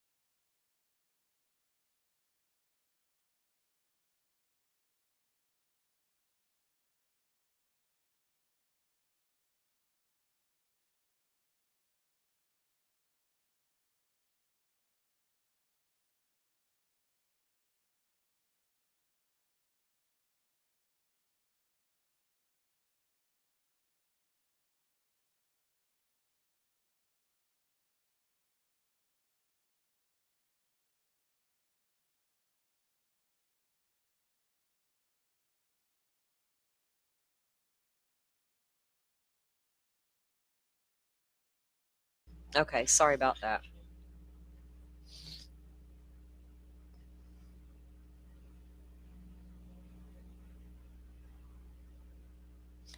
Butterfly, you're saying there's a hearing today, like for this case? What do we know? Synthesis of the reviewed materials. Synthesis, sorry.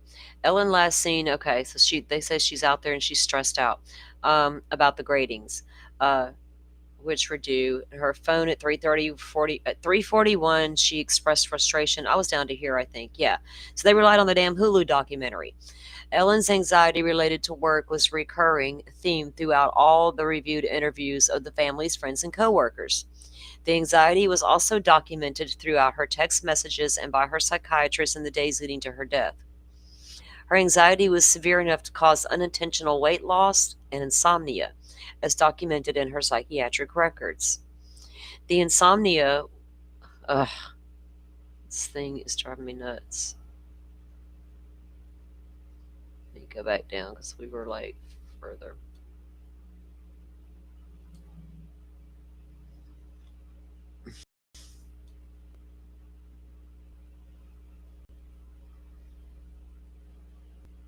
Where was I? Gosh, man. It just flipped on me and I don't even know where I was at. Okay. So they're going to go through the list of all of it looks like,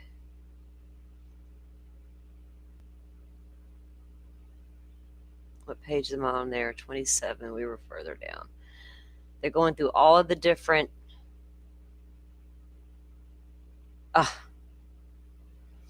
I'm going to read this one.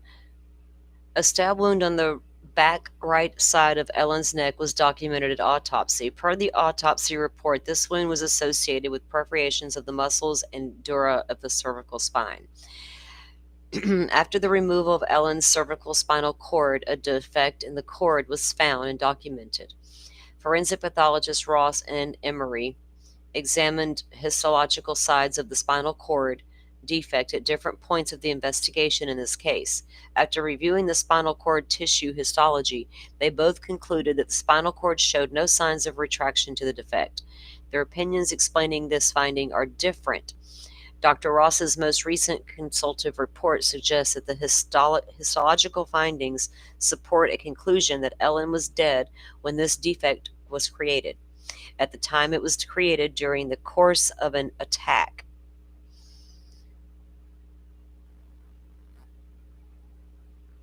Making her manner of death homicide. So they're saying that discrepancy and what caused that, or when that occurred, was the only thing that made them go from homicide to no. During her deposition, Emery offered 3 possible explanations for the spinal cord defect. There was a short time between when this injury occurred and when the death occurred, such when the body did not have enough time to react to the injury. The spinal cord defect is an injury inflicted by another after Ellen was dead. The spinal cord defect was an artifact created during the autopsy. Okay, so say that it was inflicted once she was deceased. How do you know it happened during the autopsy? Not by an alleged assailant and an unknown male DNA from the bathroom. Or a boyfriend with a sketchy story. The spinal cord defect was an artifact created during the autopsy. A table from Detmeyer's textbook on forensic histopathology, provided to the undersigned by Dr. Wayne Ross, describe wounds incurred shortly before or after death as having the same histological appearance. So if they have the same appearance, how can you tell the difference? Based on this information, it is the opinion that the histology of the spinal cord itself cannot reasonably explain when or how the defect was created. So then how does she determine that it happened during autopsy? The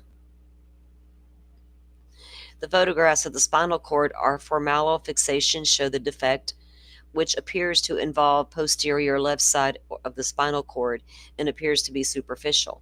It is the opinion of the undersigned that Ellen was alive when all the stab and incised wounds were inflicted.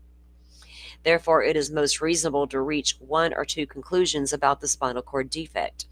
Either the spinal cord defect was actually artifact from the original autopsy, or that Ellen was alive when the spinal cord defect was caused. While the undersigned cannot say with absolute certainty which of these 2 conclusions for the spinal cord defect is the correct one, yeah, indeed, you think? The predominance of the evidence suggests the defect was an artifact from the autopsy. Both possibilities will be discussed. Goodness. There are findings to suggest the defect of the spinal cord was an artifact created during the autopsy. The defect of the spinal cord, as seen in the post-mortem photographs, can be described as cylindrical in shape and have irregular edges. The description does not correspond to an incised injury, nor does the defect resemble the incision made in the spinal cord during the examination. The description of the spinal cord defect better corresponds to a defect caused by a blunt instrument. I was about to say, what do y'all think caused this defect during autopsy? Did he smack it by accident? Given the dimensions of the defect, a probe could reasonably have created the defect. A probe?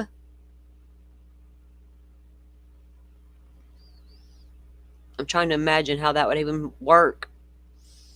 A post-mortem photograph showing a probe next to the spinal cord defect corroborates this opinion.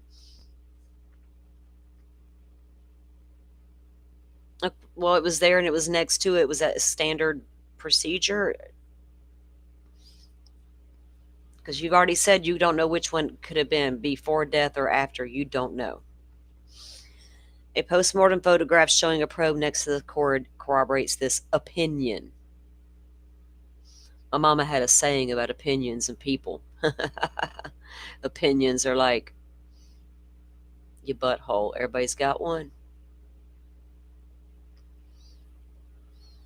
As there are multiple autopsy photographs showing probes inserted into different injured organs and structures, it would be reasonable to conclude that a probe used during the autopsy inadvertently created the spinal cord defect.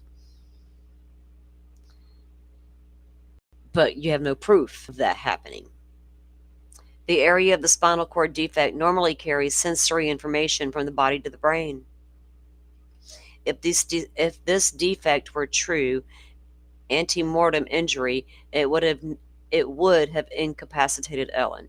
See, so if the injury occurred while she was alive, while the stabbing was occurring, if she did that to herself, that was it, lights out. They're like, no, she kept going, so it couldn't have been lights out. Combining all the information on this stab wound, it is the opinion of the undersigned that this wound in isolation cannot exclude suicide or homicide as the manner of death. Inconclusive. It's full of word salad, Rachel. Full of it. It's like blah. It's like too much. It's like that big old giant bowl of salad.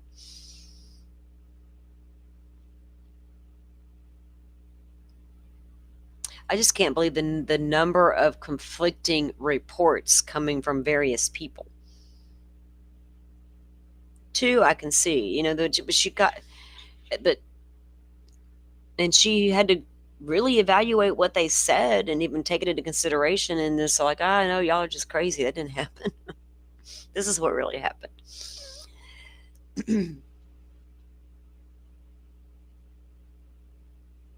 No stab or incised wounds were found on Ellen's body. While the absence of defensive injuries does not eliminate the possibility of a homicide, the lack of defensive injuries must be explained. The four most common explanations for lack of defensive injuries are: the attack happened so quickly the victim did not have time to defend themselves. You think? Is there a possibility she's in the kitchen and all of a sudden from behind she's being attacked so fast? The victim was intoxicated such that the intoxication impaired their ability to defend themselves. The victim was physically restrained. The victim sustained an injury early in the lethal sequence of the events that was severe enough to prevent them from moving during the rest of the attack. Each of the above explanations will be discussed. So she's going to go through telling you why she doesn't think, oh my God. Okay, am I ready for all this? As previously discussed in this context of the scene, the blood in the evidence at the scene was not consistent with that of a rapidly inflicted attack. It wasn't consistent with a rapidly inflicted attack. So she slow-moed it? Are you kidding? She just took her time?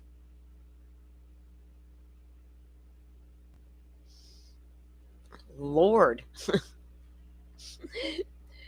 I just don't know about this. Okay. The victim sustained an injury that, okay, as previously discussed in the context of the scene, known as the scene of the incident, the blood evidence at the scene was not consistent with that of a rapidly inflicted attack.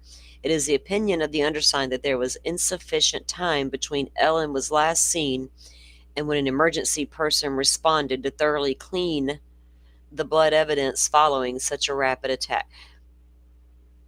Wait, excuse me. There was a whole hour. We got, how many hours in Idaho? 8 hour cleanup thingy. We got a whole hour here, but he wasn't in the apartment. He's outside by now, running around screaming, knocking on doors, calling people, texting, and harassing the man downstairs at the desk.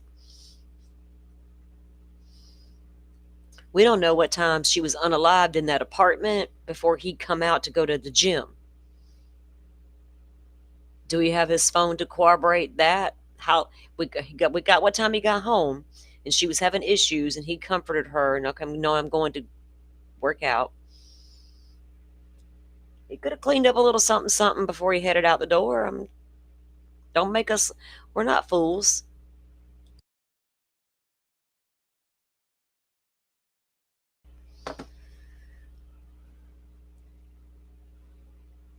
I'm gonna get thrown off the YouTubes and have to go to the kick thingy. Okay. I don't know how to use other platforms. I don't want to learn. It is the opinion of the undersigned that there was insufficient time when Ellen was last seen alive and when emergency personnel responded to thoroughly clean the blood evidence following such a rapid attack that it was undetectable to trained death investigators, first responders, and police. Now, with that said, absolutely, a good department's going to go in there and look for evidence of a clean up. And if they luminol that apartment and did it right, they would see evidence of a cleanup. I am well schooled in forensic files. That's why I was pretty sure cleanup never occurred in the King Road house. And Taylor would have seen the evidence in the thousands of crime scene photos she was provided.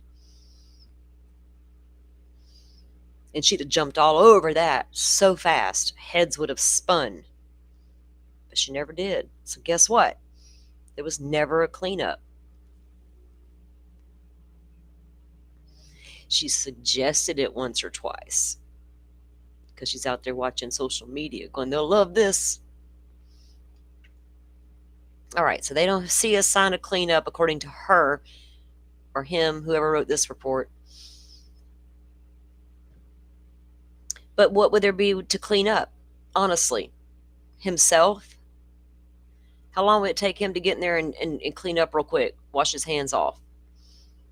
If you're using a steak knife, I don't know, that spatter, all the things coming off of the body, would it go all over this person? Would they be just covered? No.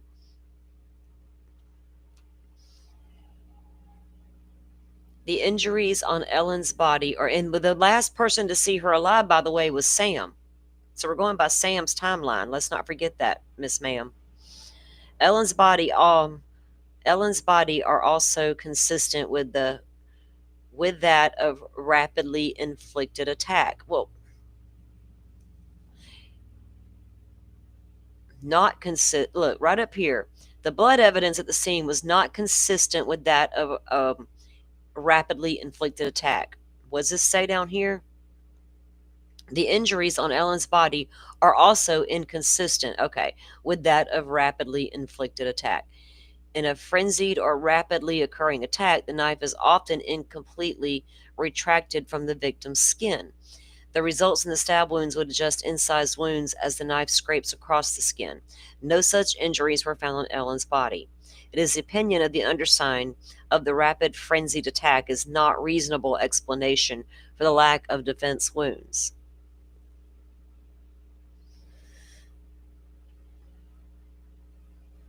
If somebody's coming at you super fast, she's got a scratch on her neck.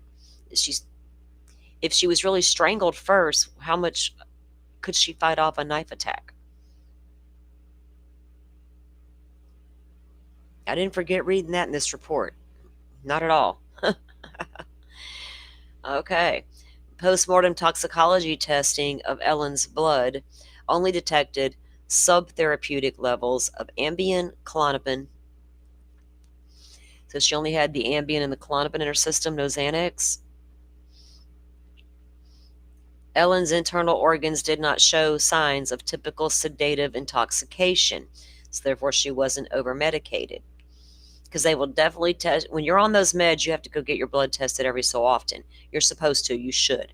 And they will test your levels. You can walk in there and tell them, I'm taking my medicine all day long, but that blood's going to tell them if you are or not. Unless you're a freak of nature like my mother. She had a mild heart attack once, we didn't know it. She gets to the hospital and we tell them all the meds she's on. The doctor literally comes back in the room and asks us, all three of her daughters, are you sure she's taking these meds? We're like, we're positive. Half of them didn't show up in her system, and they can't explain why. And we know for a fact our mama was taking that medicine. I fixed her med box every day and handed her meds to her. Strangest thing. My mama always swore she was an alien, though, so maybe she was. Toxicology testing of Ellen's body only detected the Ambien and the Klonopin, and it was not above the normal levels that she should have had. All right. Pulmonary edema and cerebral vascular congestion. Dr. Wayne Ross also concluded, or who consulted on the case, similarly noted that Ellen had no history of controlled substance abuse, nor were there controlled substances detected by toxicology. Oh, come on, don't have to fool again.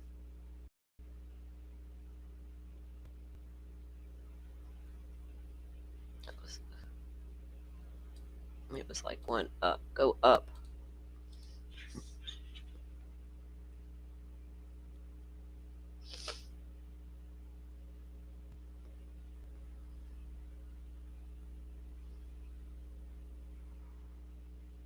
Oh, wait, I want to read this. Sorry, guys, but it's skipping around on me and it's being crazy. It won't cooperate right now.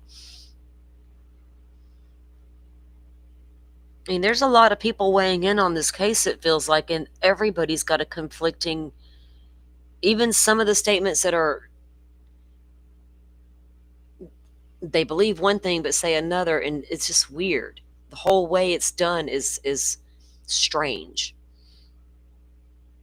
Because this is again Dr. Ross. Ellen was physically incapacitated by the binding of her wrist. It is the opinion of the undersigned that the round contusions on her forearms are not consistent with the binding ligature. While the shape of the contusions of the forearms could hypothetically be caused by fingers, the undersigned only identified 3 contusions on Ellen's right forearm. This would indicate an incomplete grip on the forearms if the contusions were indeed caused by fingers. Also, the contusions on the right forearm appeared to be the undersigneds to be different ages. Based on this collective information, it is the opinion of the undersigned that Ellen was not restrained by her arms at the time of the fatal incident.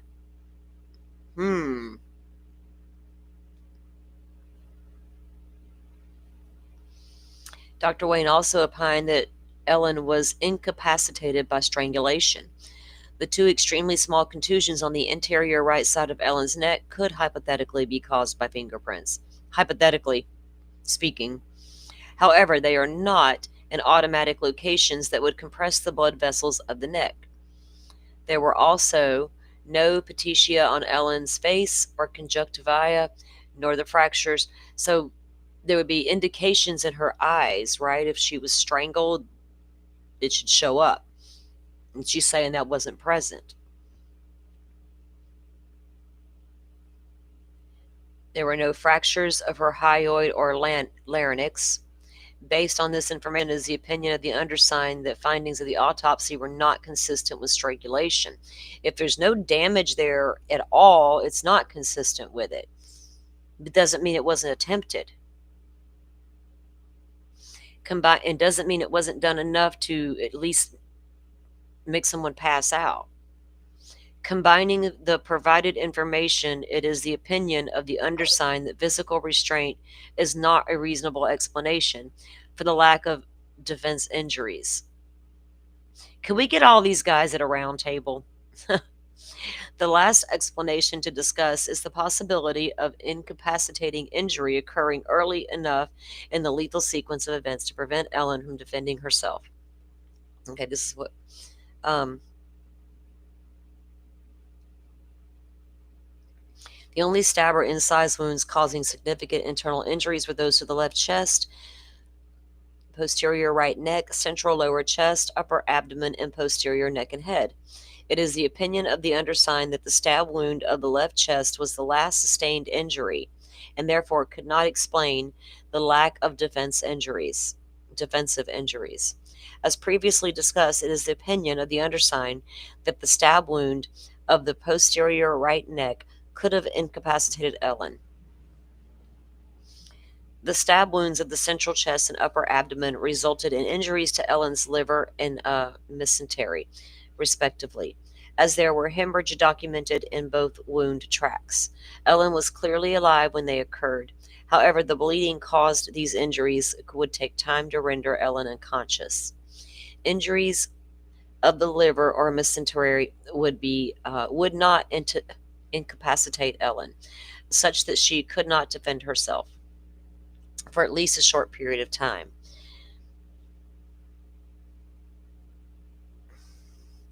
The remaining stab wound with notable internal injury was at the posterior neck and head. Now, Idaho 4, we don't hear of any defensive wounds on Maddie Mogan, but we do on Kaylee and Maddie, or Xana. You can't say the attack was so fast. It wasn't fast enough. Word salad again. The knife that created this wound entered Ellen's skull cavity and perforated superficial blood vessels overlying the basal surfaces of her brain.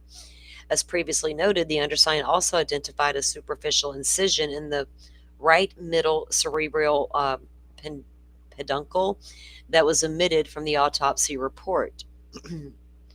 Why would that be omitted? The perforation of these structures resulted in the focal subcranoid hemorrhage on the basal surfaces of the brain, which indicates she was alive when this injury occurred. Since it is the opinion of the undersigned that the last stab wound sustained was the left chest, that Ellen was alive during all stab and incised wounds, it is most reasonable to conclude that Ellen survived this stab wound. Dr. Ross, who consulted on the case, noted that the weapon causing the injury severed the cranial nerves of the brain, which would be inconsistent with locomotion and motor activity. However, he offered no details about what specific structures of the brain or cranial nerves he found to be damaged, or how he reached the conclusion that Ellen would have been rendered motionless by them. While the injury to the right cerebral peduncle may have decreased Ellen's coordination in the right side of her body, it is the opinion of the undersigned that it would have incapacitated her to the point that she was defenseless. After reviewing the likely causes for a lack of defense wounds, it is the opinion of the undersigned there is no reasonable explanation for the lack of defensive wounds on Ellen's body.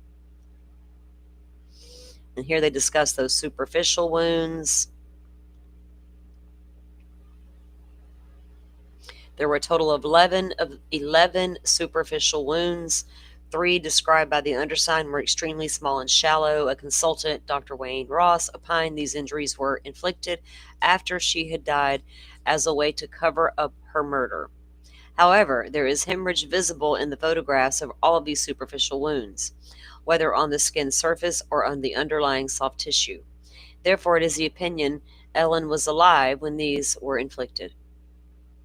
In the context of stabbing, multiple wounds are most commonly inflicted in a controlled setting.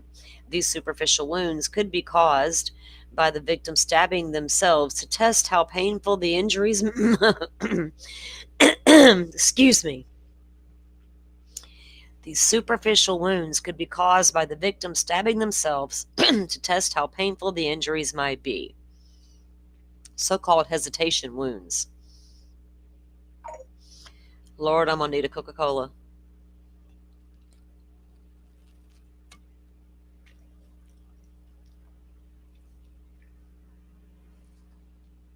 Oh, that wasn't so bad after all, right? Or it could be inflicted by someone else, or could be inflicted by someone else while the victim was somehow incapacitated or restrained. As discussed in the previous section, the undersigned did not find evidence that Ellen was in any way incapacitated or restrained at the time of the fatal incident. Based on this, it is most reasonable to conclude that the shallow stab wounds on Ellen's body are most consistent with hesitation wounds from the self-infliction. And this one describes those blunt impact injuries. There were 11 contusions in the lower abdomen, right upper arm, forearm, right thigh, indicated they were in different stages of healing. By review of the autopsy photographs, the undersigned identified 20 additional contusions on Ellen's forehead, neck, torso, and extremities, which were omitted from the autopsy report. Of the 31 total contusions, on Ellen's body, the contusions of Ellen's forearms and necks were previously discussed. The contusions on Ellen's forehead, lower chest, and upper right arm appeared in the autopsy photographs to be healing. What in the world has gotten into this thing today? Get back up here. Look, it's almost done. It's like, I'm not going to cooperate.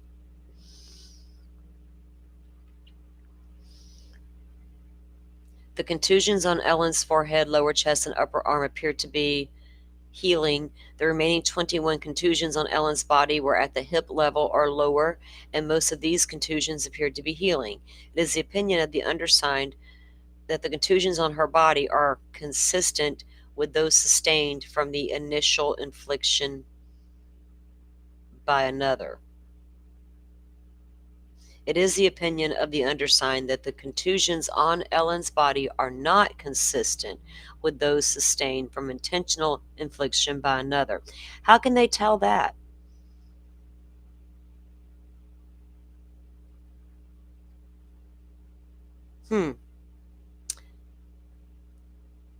How do you tell what caused a bruise on a deceased person without asking them what happened?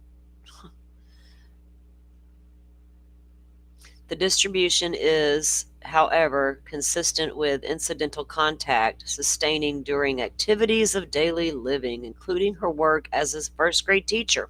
She bumping into them babies and bruising herself, bumping into the desk. Again, was she a clumsy person?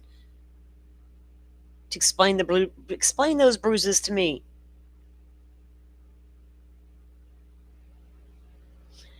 Final analysis of Ellen's death. To summarize the entirety of this report, Ellen Greenberg was a young woman suffering from anxiety at the time of her death.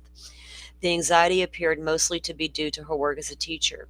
She was specifically worried that the grades she needed to submit on the day of her death would indicate that she had previously given inflated grades to her students. She expressed this anxiety about her grades to friends, coworkers, and her fiance in the hours leading up to her death. She was under the care of a psychiatrist for this anxiety. While her recent change in medications had helped with her insomnia associated with her anxiety, she did not survive long enough to address the anxiety itself. Thus, she had an increase in energy to act on her anxious thoughts. Ellen was found dead in her apartment with 23 stab and incised wounds. The wounds were limited to her posterior head, neck, right neck, and central front torso. While the distribution of these injuries is admittedly unusual, the fact remains that Ellen would be capable of inflicting these injuries herself. Many of these stabs and incised wounds would best be categorized as hesitation wounds. No defensive injuries were identified on her body. There was no evidence to indicate Ellen was anticipated or incapacitated or incapable of defending herself.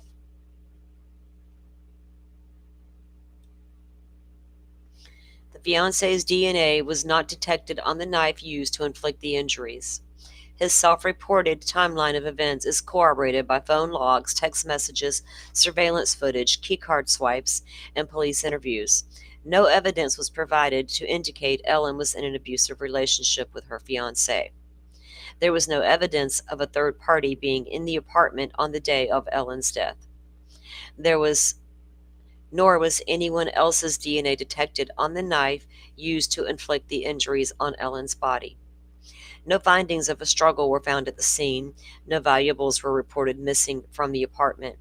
All of this information considered is the opinion of the undersigned that the manner of Ellen Greenberg's death is best classified as suicide.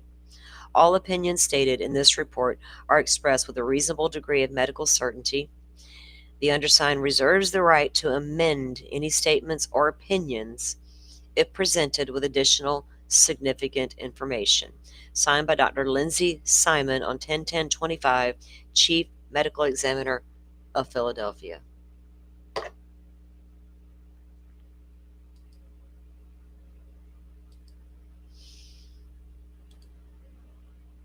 This is a picture of what her wounds were and everywhere she was stabbed. Notice that large gash on the top of her head like that. That's a large gash.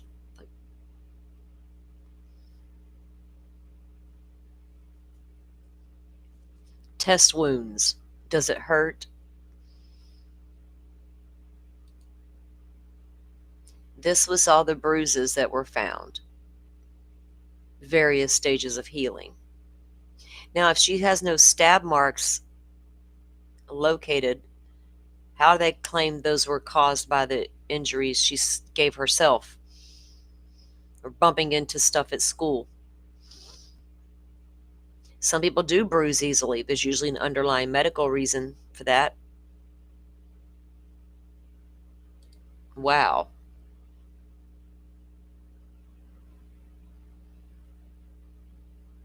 Dolphin, I did not see them mention anything about any blood on that towel. I'm so curious about that towel in her hand, right? Was she standing there washing dishes or drying her hands off when she attacked from behind, maybe? Hmm. I'm gonna have to go dig deep into that website that I found. Oh, good. Hey, things have calmed down for us. They stopped harvesting all the peanuts. I think I'm good to go for now. Um, it's. I wondered, was she stabbed from behind first or from the front first? You know what I'm saying? If she's standing there at that at the kitchen sink, for instance, and she is drying off her hands, there's a possibility her back's to the assailant or the person, um, and they just start. And she turns around and she slumps down the counter. It's crazy. And then all of these bruises all over this woman's body. Now, if you're a hardworking woman and you live like in the deep south and you're prone to get out and do all kind of stuff, hey, we women can get beat up out here on these woods and in these rivers. Okay, we are not scared. Me and my sister have come out bruised up. Like, what the hell did we do to ourselves out there? But that's not the case for Ellen Greenberg.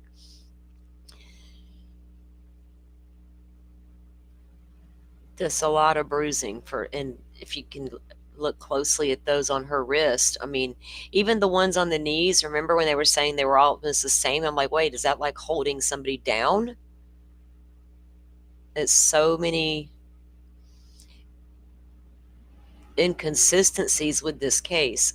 And we can never get away. Okay, Sam apparently, allegedly now is remarried and has children. And he's probably celebrating when this 32-page report dropped. Because, the classification back to self-harm, no further investigation, case closed. Forget about your uncle who was the judge that came in and took devices out of the house immediately. Nothing to see there. That's a good question, or that's a good thought, Dolphin, because nobody heard anything, right? Nobody was hearing anything. So if it had saliva, was it hers, right? That would be you would think they would take that and test it. So I'll have to dive into the crime scene investigation file and see if they did test that piece of material. You would think so if they're collecting DNA from Sam and they got the unidentified DNA in the bathroom already. You'd think they'd test it, but we can't be sure, can we? We can never be sure. All right, guys, I'm going to go. We've been here quite a while, and I've been reading quite a while. And I got a kiddo wanting me to dye his hair later, and yeah, it's a whole thing. So I'm going to go take care of business. I will get with Dolphin this evening, and I'll set up a time for tomorrow's show. Usually between 9:30 and 10 is when we go. And we'll unpack those witness lists in the Koberger case, and if there's any case updates that pop up overnight or I see something we've been covering that's got anything new, then I'll certainly bring it to you guys tomorrow morning when we go live again. Um, yeah, famous last words, Carrie. Famous last words.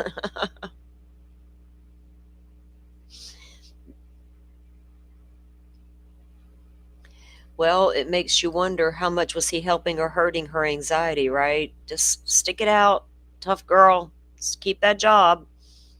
Take those meds. Maybe he was not supportive. It doesn't sound like he was, honestly. All right, guys. Well, again, thank you for your support. Thank you for being here, being part of the conversation. Thank you for the super chat earlier. Hawkeye, I appreciate you. You guys hit the subscribe and join us. Hit the thumbs up and look out for tomorrow's show, and we'll unpack the latest in the Brian Koberger investigation, and so we can stay caught up there. And I'll see you guys tomorrow. And y'all know what I say. Be safe on them YouTube streets. Thank you all for watching this here video. Please like and subscribe and follow. Much love from Little Yaz.